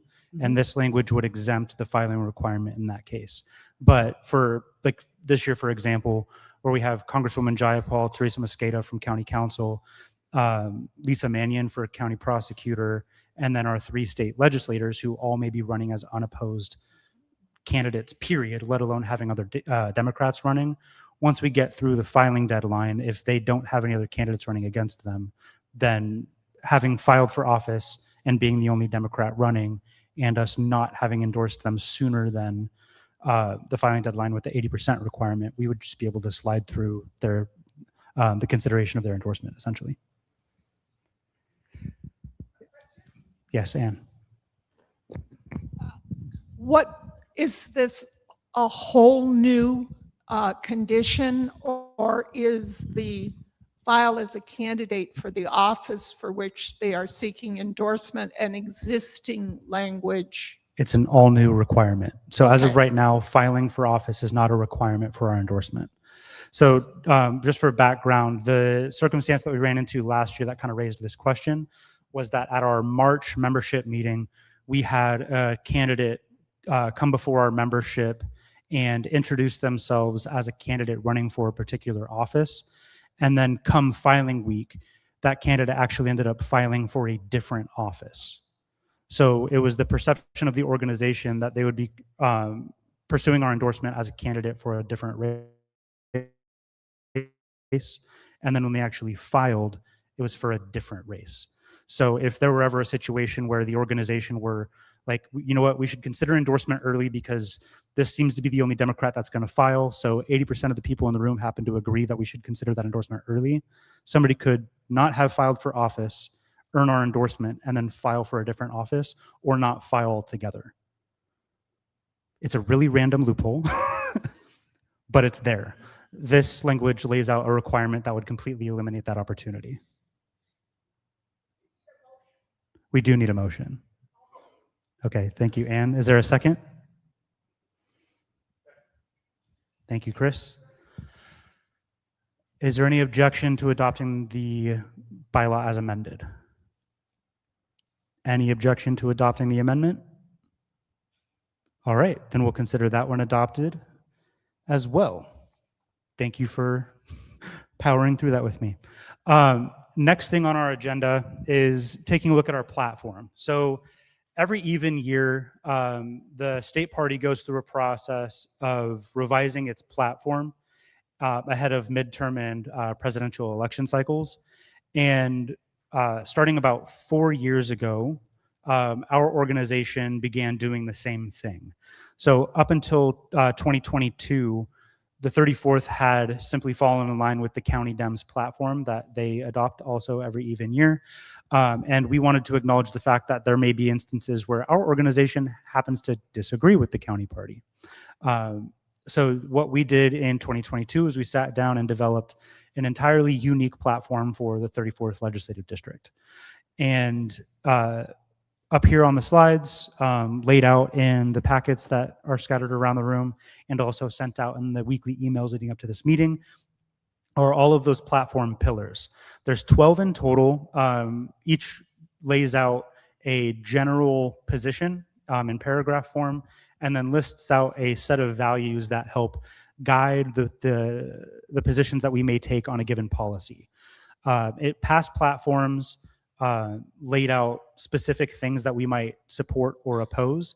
So it was very specific, like niche policy driven. What this version of the platform does is it shifts us from those very specific suggestions of where we might fall on a policy issue to broad value statements, relatively broad value statements that we could then apply to just about any policy that we're coming up in that subject area. So it moves us more toward values-driven advocacy work than specific. Did we happen to agree or disagree on this very, very specific thing that the state legislature happens to be considering this session? So it makes it a little bit easier for us to apply our platform to certain things. Throughout the packets, the language that was submitted to everybody prior to the meeting, there are a couple of new additions to those value statements. They are bolded in green. The first is in the elections and voting category. We don't have a slide for that one, Colton. Thanks. But it would add the statement that we believe ranked choice voting results in the election of candidates who best reflect the values of their constituents, ensuring the most popular candidate wins. So that is one of them. There is, I believe, two more. There's at least one more. In the healthcare section, there is some new language that would expand our value statement on long-term care support to add that we believe family caregivers and improved training and compensation for professional workers are essential to comprehensive health care. And that is actually it. So it's just those two. We can try considering them together, or we can consider them separately. We'll try it the extremely easy way first, considering the two together. Is there a motion to adopt the platform as amended with those two amendments? Okay, we got Mike Parker and Hannah Cameron in the back with the second. Is there any objection to adopting the platform as amended? Yes.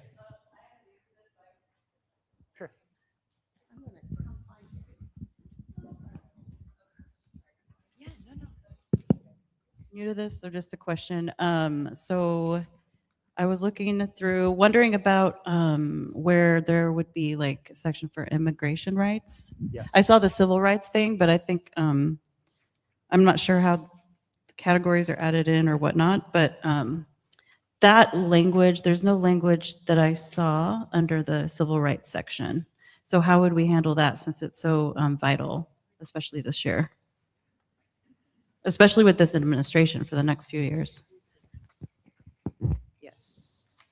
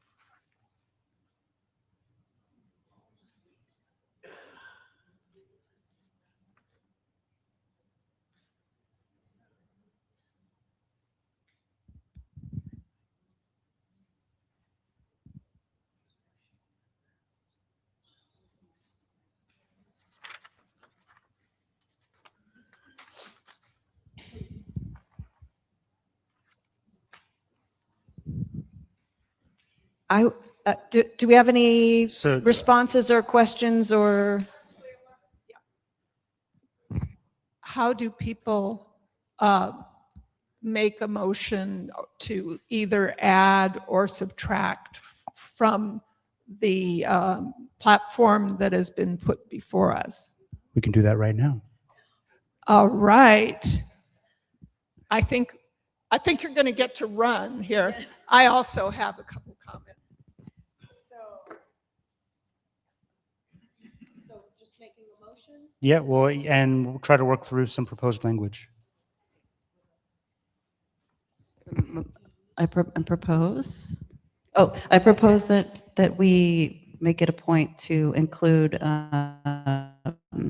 anything that would fall under immigrant rights that the DHS, Department of Homeland Security, is trying to push and you know, I don't know if you want a plank. Okay, I'm going to move for it to be a plank. Entitled Human Rights. Okay. Cool. And here's Steve, he's our secretary. Grace, yeah. Oh, thanks. Okay, cool. Okay, yeah. Okay.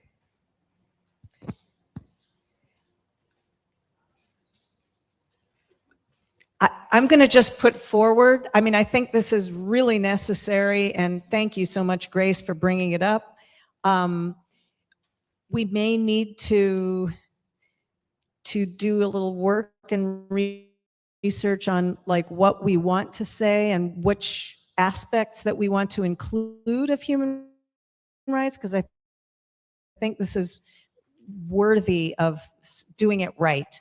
So would this be something that we take to the board, and the board would then put in language, and then we bring it back next month to the membership? I'm just That's exactly how that asking. would work. Yeah, so the motion can be to table the conversation on the platform until the board can bring forward language on including human and immigrant rights in the platform for the organization. Great. Okay, I'm going And to then run. Thank you, Grace. we can, under that motion, also add in, for anybody else who might want to have any additions to the platform, add in other things that the board should be responsible for bringing back. Before next you month. take the motion to table, which is not able to be debated, but can we maybe go, are there any other suggestions that people have? For Yeah. one, I would suggest that we take out professional before workers. I think that all workers, whether they're professional or not, healthcare workers should be fairly compensated. So I don't think that modifier is a good one. Elizabeth had another concern. Under elections and voting, I would take out the word sacred. At the summary. In the executive summaries, it says, we believe voting is a sacred right that must be accessible, secure, and free from suppression. I'm not sure what we're doing with sacred. Maybe there's another word that would be more appropriate. Something like that. Yeah. Okay, so do you want to make that suggestion? Yeah, I got it. I'm taking notes. Okay. You got Chris, you have. Under the executive summary for healthcare, Center stage.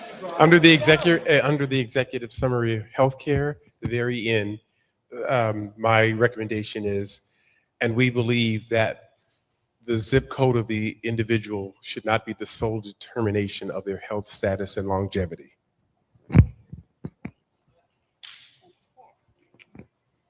Any other, just after perusing the language, any other suggestions for amendments or additions or omissions? You got one? Okay, and Hannah, I'm coming to you next. Hi, thank you, everyone. My name is Trent Gurley, by the way, since I haven't had the opportunity to meet a lot of people. I think that adding under civil rights that we should take a position on AI and how it's impacting us in our community. There also has been a significant debate in our city around mass surveillance. So I think that those are topics that we should probably discuss and take a position on. Do you have specific language you would like to propose? I don't have specific language right now, but I think that our government needs to work to regulate AI and make sure that we're protecting minors and just individuals, data privacy, all information like that. So. Great. Thank you, Trent. Thank you. Trent? Grohe. Okay. Hannah. I'm getting a good workout. I suppose this is a point of order. I just wanted to find out what the state of the existing motion on the floor is, and if we have the ability to adopt the platform as is and then potentially work in these additional edits at a later point if we have that motion that's been already seconded. And you can correct me if I'm wrong, but I think a motion to table supersedes the motion on the floor, right? Or no? Yeah, I just haven't heard a motion to table. And Yeah, then that was at the start Okay, of it. It was a but- motion to table and then have the board take into consideration these other recommendations from Okay, people. gotcha. It just feels like we're maybe getting like not a process, you know, the process isn't the most important thing, but maybe we can close that out officially and then take suggestions or something like that. Sure. So do you Well, want to like propose? If there is a motion to table on the floor. Oh, it wasn't seconded. So we're in the middle of needing a second on the motion to table.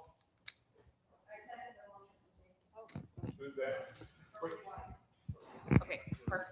Marie White seconds the motion to table. Are there, yes, Steve's writing. I see smoke coming out of his pen.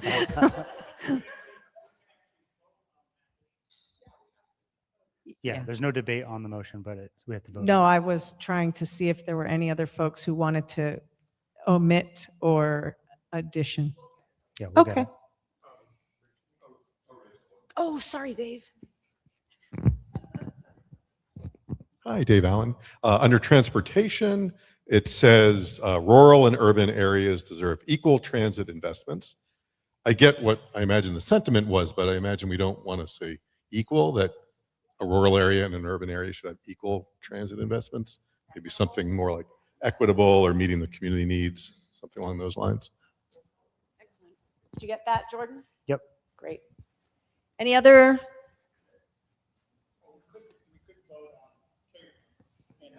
Continue this Yep. conversation, 'cause we're doing Oh. that part of the conversation. Okay, we could. Okay, so we're going to take a vote on the motion to table consideration of the 2026 platform. All those in favor, raise up your very colorful ticket.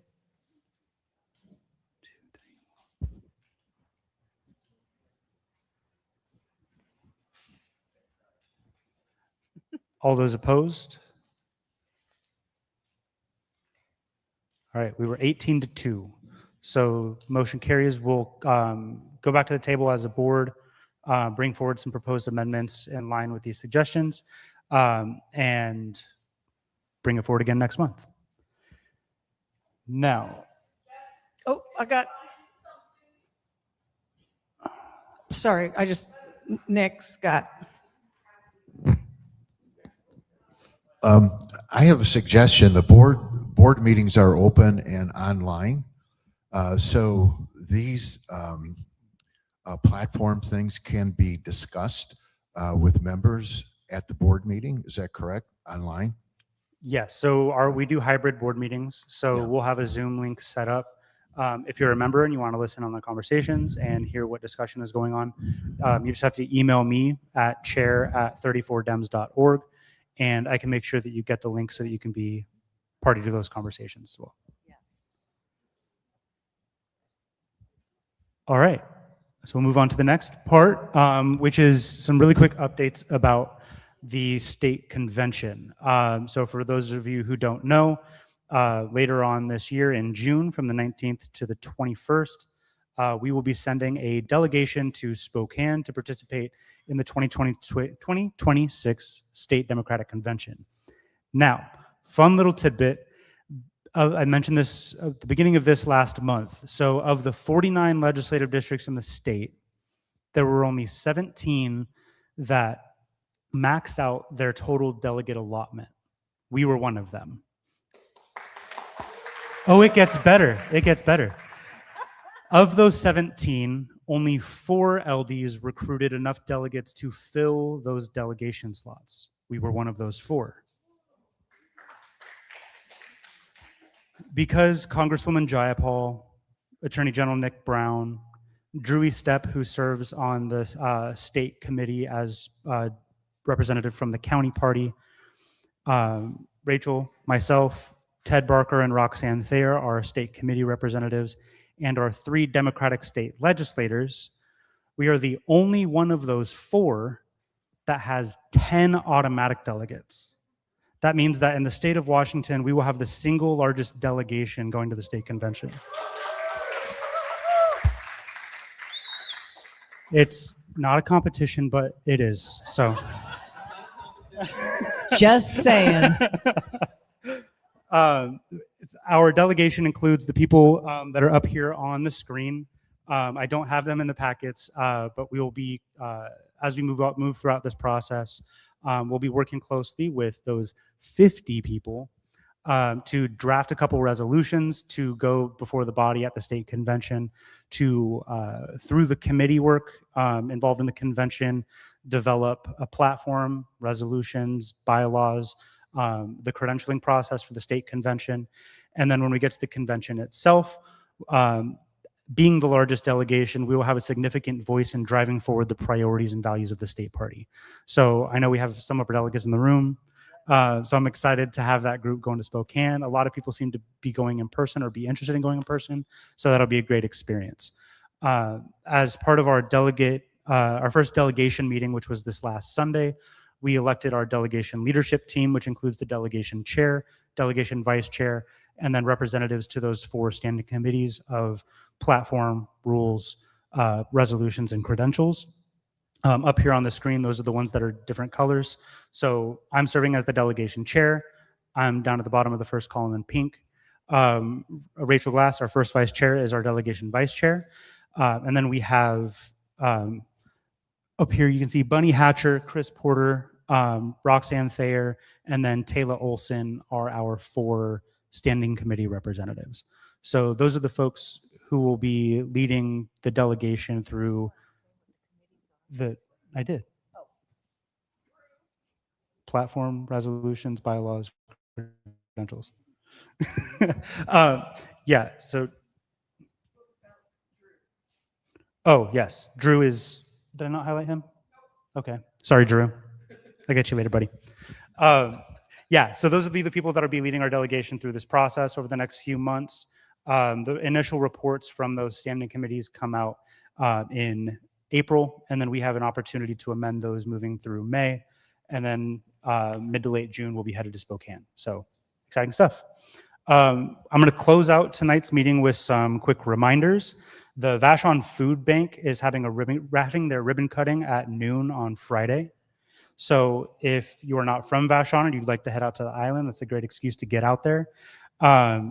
We will have our next pop-up social as an organization at Camp West near the Alaska Junction on the last Friday of the month at 5:30. We will have our fundraiser is coming up. So every year the 34th does their annual fundraiser.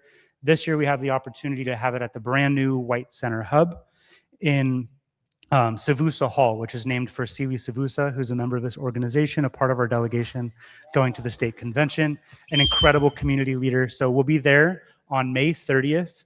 The main event is from 6:30 to 8:30, but there is a cocktail hour prior from 5:30 to 6:30. There are flyers on each of the chairs here with a QR code if you'd like to purchase a ticket, sign up to be a sponsor, a table caps, and a co-host. We have a very cool list of sponsors this year.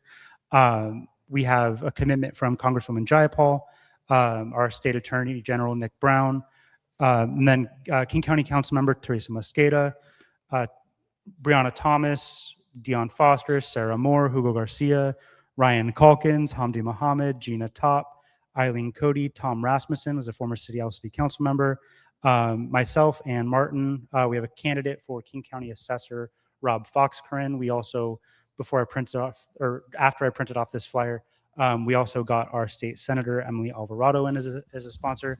So huge and growing list of people. SEIU 925 is also coming on as a sponsor. So that's a really cool opportunity. So really great room full of people. We'll have that cocktail hour, wine and beer during the main event. We're working on having some heavy appetizers and things from the White Center and Burien area. So feel free to join us. The hub is a beautiful space. We will also, Cine Die is tomorrow. What is Cine Die, the state legislature. Officially, sure, if you want to say it like that. It's Latin, it's Cine Die. It's the official end of session. So our legislators have been down there going through the ringer. So if you want to give them a call, an email, go down and visit them in person tomorrow, give them a big hug. It's been a rough last 60 days. So the record-setting debate on the millionaire's tax. So it was over 24 hours. 25. They're coming for Bennett like Booker. I don't like it. Okay. But yeah, they've been doing incredible work. Rep Thomas has been all over social media sharing about her work down there. So really cool stuff to watch. Yes. There's also a Sound Transit panel on the West Seattle Link Extension coming up on April 1st. That will be at the Youngstown Cultural Arts Center, DNDA, over on Delridge.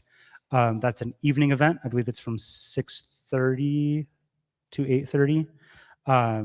King County Councilmember Teresa Mosqueda has been heading it up.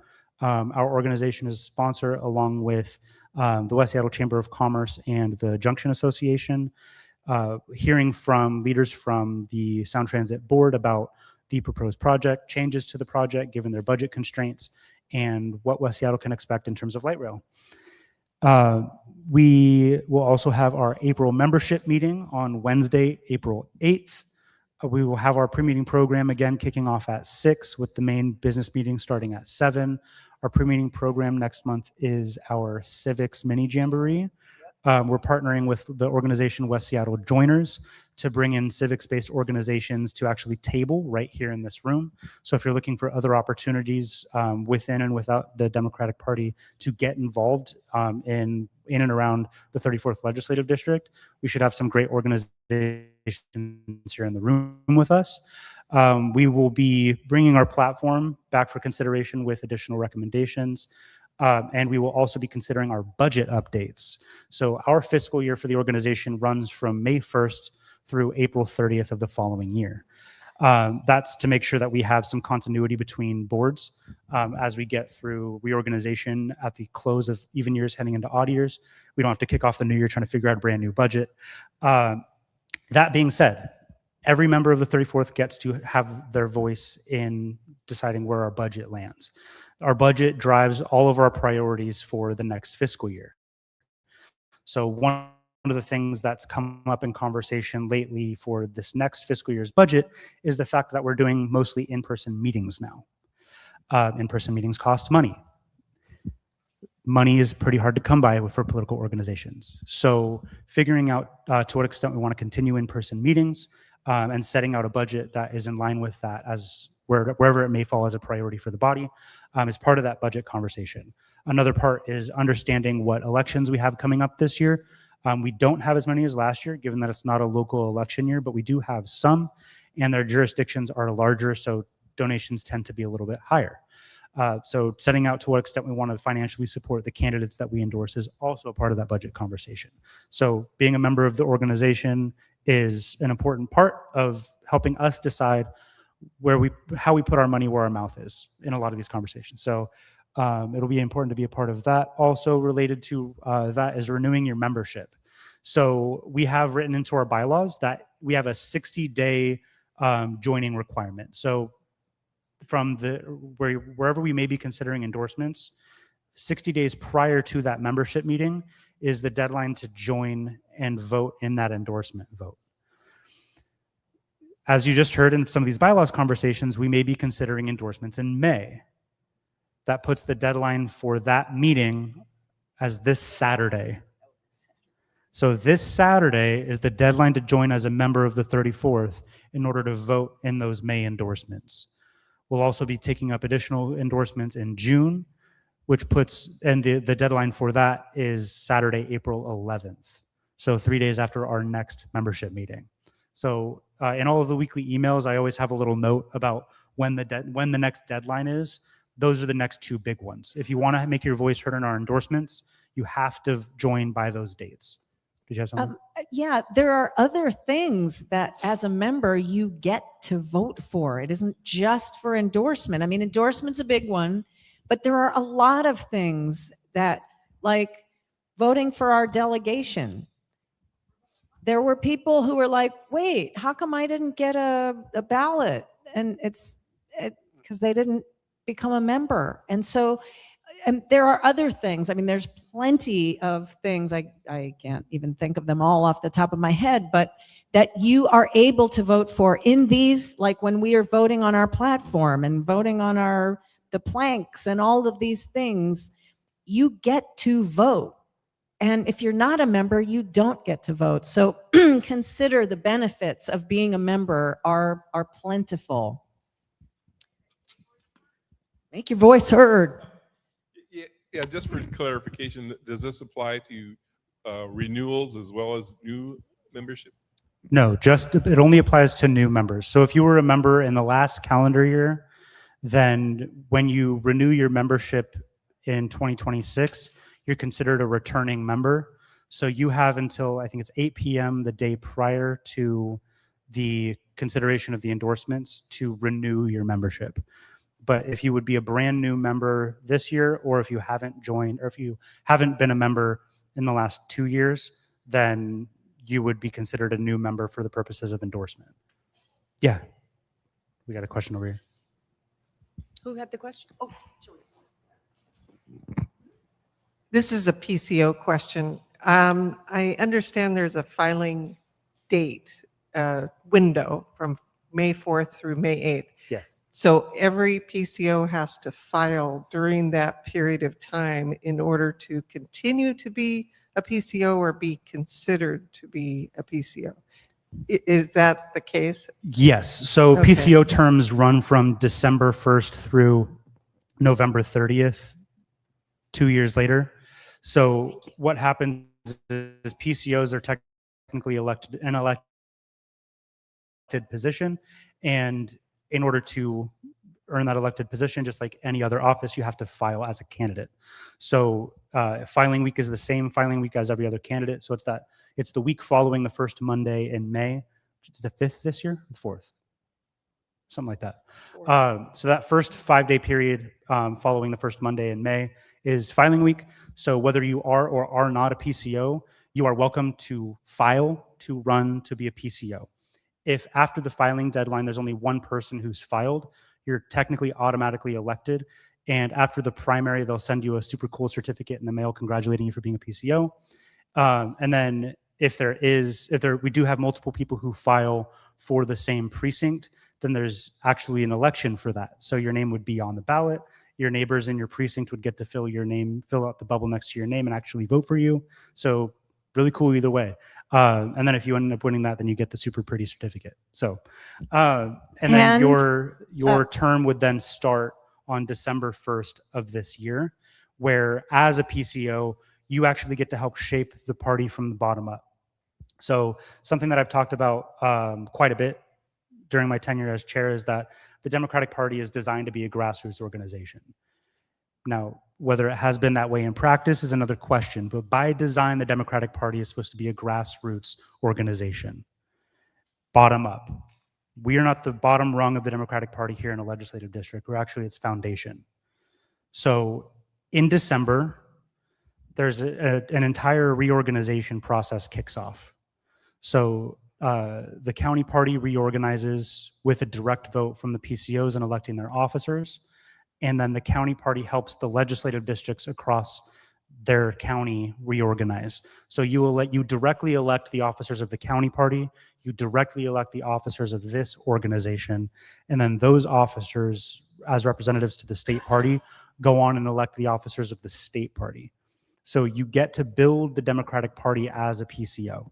So we always encourage folks who are interested in shaping the Democratic Party to get involved as a PCO, because that's one of the most effective ways you can do it. And it also gives you automatic membership to your legislative district. So you get to vote in all business of your party, your local party organization. So really cool stuff being a PCO. But When do the tickets for the fundraiser go on sale? Or They're live right now. Yeah. I just wanted to give a real, and this is for like, if in case folks are just wondering, like, what do I get to vote for as being a PCO? And there are, as Jordan said, everything, but I just thought I would give you a real world situation so that you can go, whoa, I get to do that. When Joe Wynn, who was our state senator, got tapped by the governor to go be in his cabinet, that vacated his seat. And the person who wanted to run to take his seat was Emily Alvarado. She was a rep. So not only did the rep seat become open, but the state Senate seat came open. And we, because from RLD, we got to vote for who we wanted. And there were people who ran to take that seat, succeed that seat. We, the PCOs, got to vote on that. I think that is a huge, amazing kind of a opportunity that we got as PCOs, was to have a say in who was going to succeed the state Senate seat and the state rep seat. That was us. Question? I'm just curious, did the PCOs go to their precincts to kind of see how everybody felt about, say, Breonna Thomas? What do you think? We went to, it was a Bellevue Community College. Community College. Bellevue? Yeah. Oh, yeah. Oh. Oh, the Vashon people it was remember. in our we were out on district, Bellevue. but okay. We went, all the people who wanted to run, we had several candidates. They came and they gave a statement. We all sat, we listened, and then we got to vote literally on who that was going to be. Yeah, that to was directly us. answer your question, it was up to the PCOs. If they Yeah. if they wanted to go canvass their precinct and gauge the popularity of the different candidates among their neighbors, they were welcome to do that. But Yeah, as a PCO, you are representing your precinct, and not every representative needs to go to every person in their precinct, but you can, if you want, gauge the feelings of the poll. Yeah, you can do a poll, but you don't need to.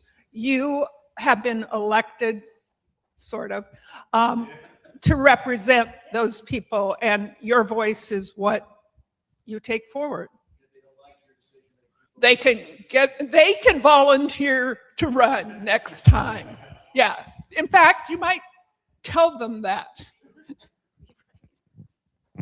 Yeah, it's a great, very powerful opportunity that is given to the PCOs. And I have been a PCO, just my personal testimony. I've been a PCO since 2015, and I have just been I know the panel was talking about what inspires them. Well, one of the things that inspires me is the fact that I am reminded daily that my voice makes a difference, and that my neighbors look to me to get sage advice on what the candidates are doing or what the issues are. And I get to tell them, and I feel that I am well prepared with education and knowledge because I come to these meetings, I meet the candidates, I hear about the issues that are going on, I see how the process works, the democratic process. I get to be part of that.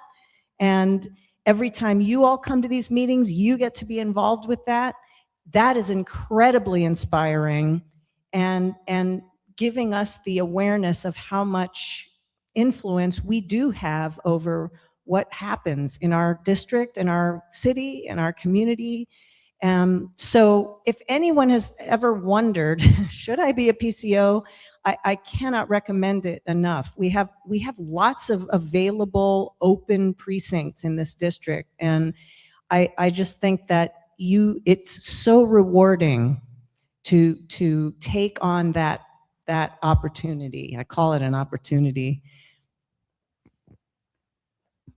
Okay, this is kind of a detail, but when the elections occur, I get a list of everybody in our precinct. But after the election's over, I don't know who all is in our precinct anymore. So is there a way to get an updated membership list or yes, who the yeah. Outside of the election, is there any way to get that again? Well, my response to that, and I know that I've been doing this for so many years, I know a lot of my neighbors, so I know which houses where my Democratic neighbors live.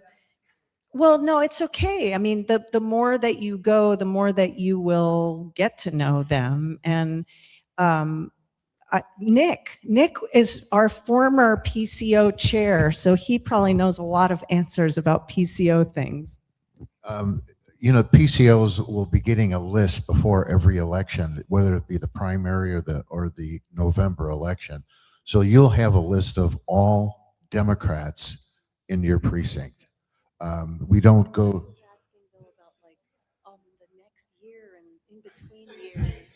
It's just keep the list. It's for you. And also too, on top of it is it's just Democrats. We don't. The other candidates, the candidates, I should say, are the ones that knock on the doors of maybe a person that we may not want to talk to. That's the candidate's job.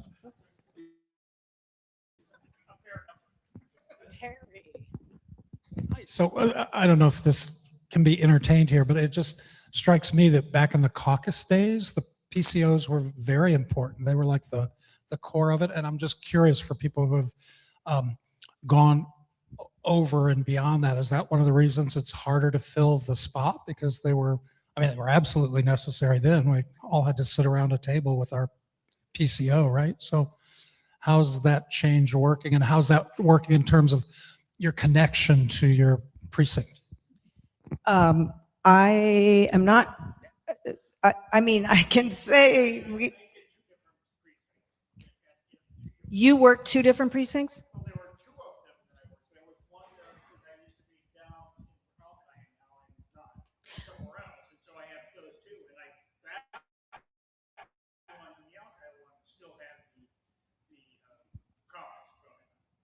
And so that was more different, but now I see more people in my precinct.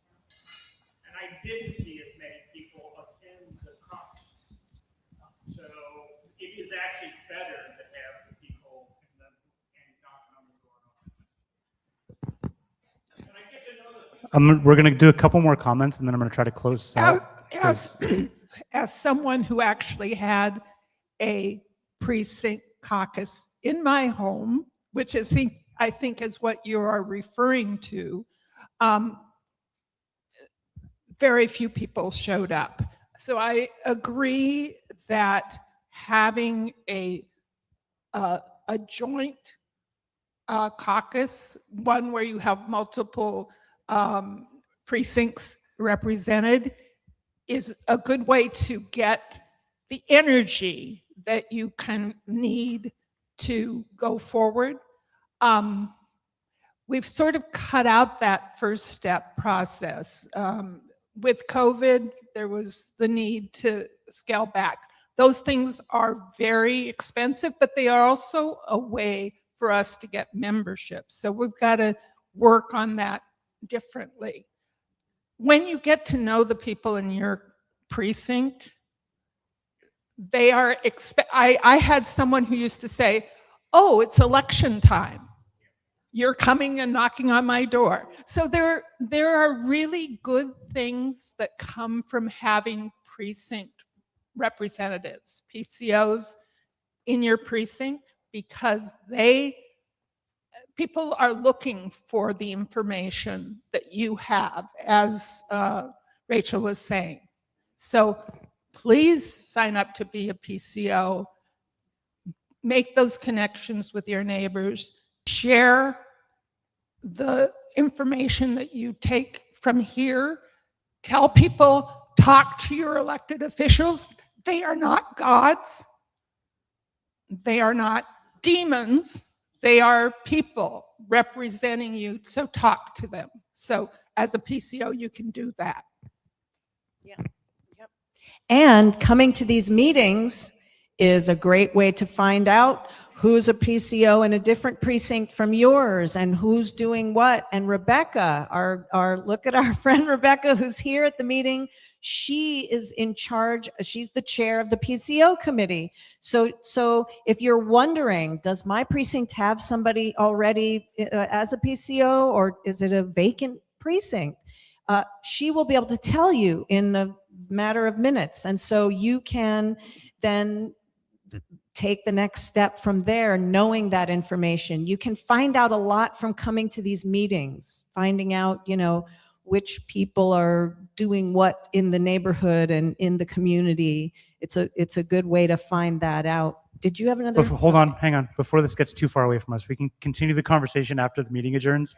But I know it's been a long night, so we're gonna try to get people home. I just wanted to make a plug What for. do you got, Terry? It fits in really well with this with the precinct thing, but the theme of No Kings 2 on March 28th is this hyper local idea, block by block organizing that you need to do. We need to do before ICE comes, and that's the main takeaway from what people learned in Minneapolis, is that it has to be. And I think that this party is organized already along neighborhood precinct things. That's what you do. So you guys should be the ones who take the opportunity to, around the 28th, to say, hey, it's time for us to host a party. And I can give you I can send you a QR code for that. But thanks. All right, thank you. So I'll just close with this one final comment. That's something that one of the themes that came up in the pre-meeting program was hope. And I actually made a note of it here because it reminded me of a conversation that I had a couple months back where typically when we talk about hope is talked about as an idea. It's talked about as something that's vague, intangible, but something that's become more apparent as we've gone through the last 14 months, that's felt like 10 years, is that hope is actually an action word. It calls us to actually get out in our community and do something. And organizations like this, organizations like the ones that were represented on our panel earlier this evening, organizations like you'll have the opportunity to meet next month during our pre-meeting program, those are the organizations that are giving folks the opportunity to actually act out hope, to give their communities something to drive toward and build something better. So thank you all for being with us tonight. Anyone who stayed on the stream, hold on. Anyone who stayed on the stream, thank you for sticking it out. I know we had some folks from Vashon out there.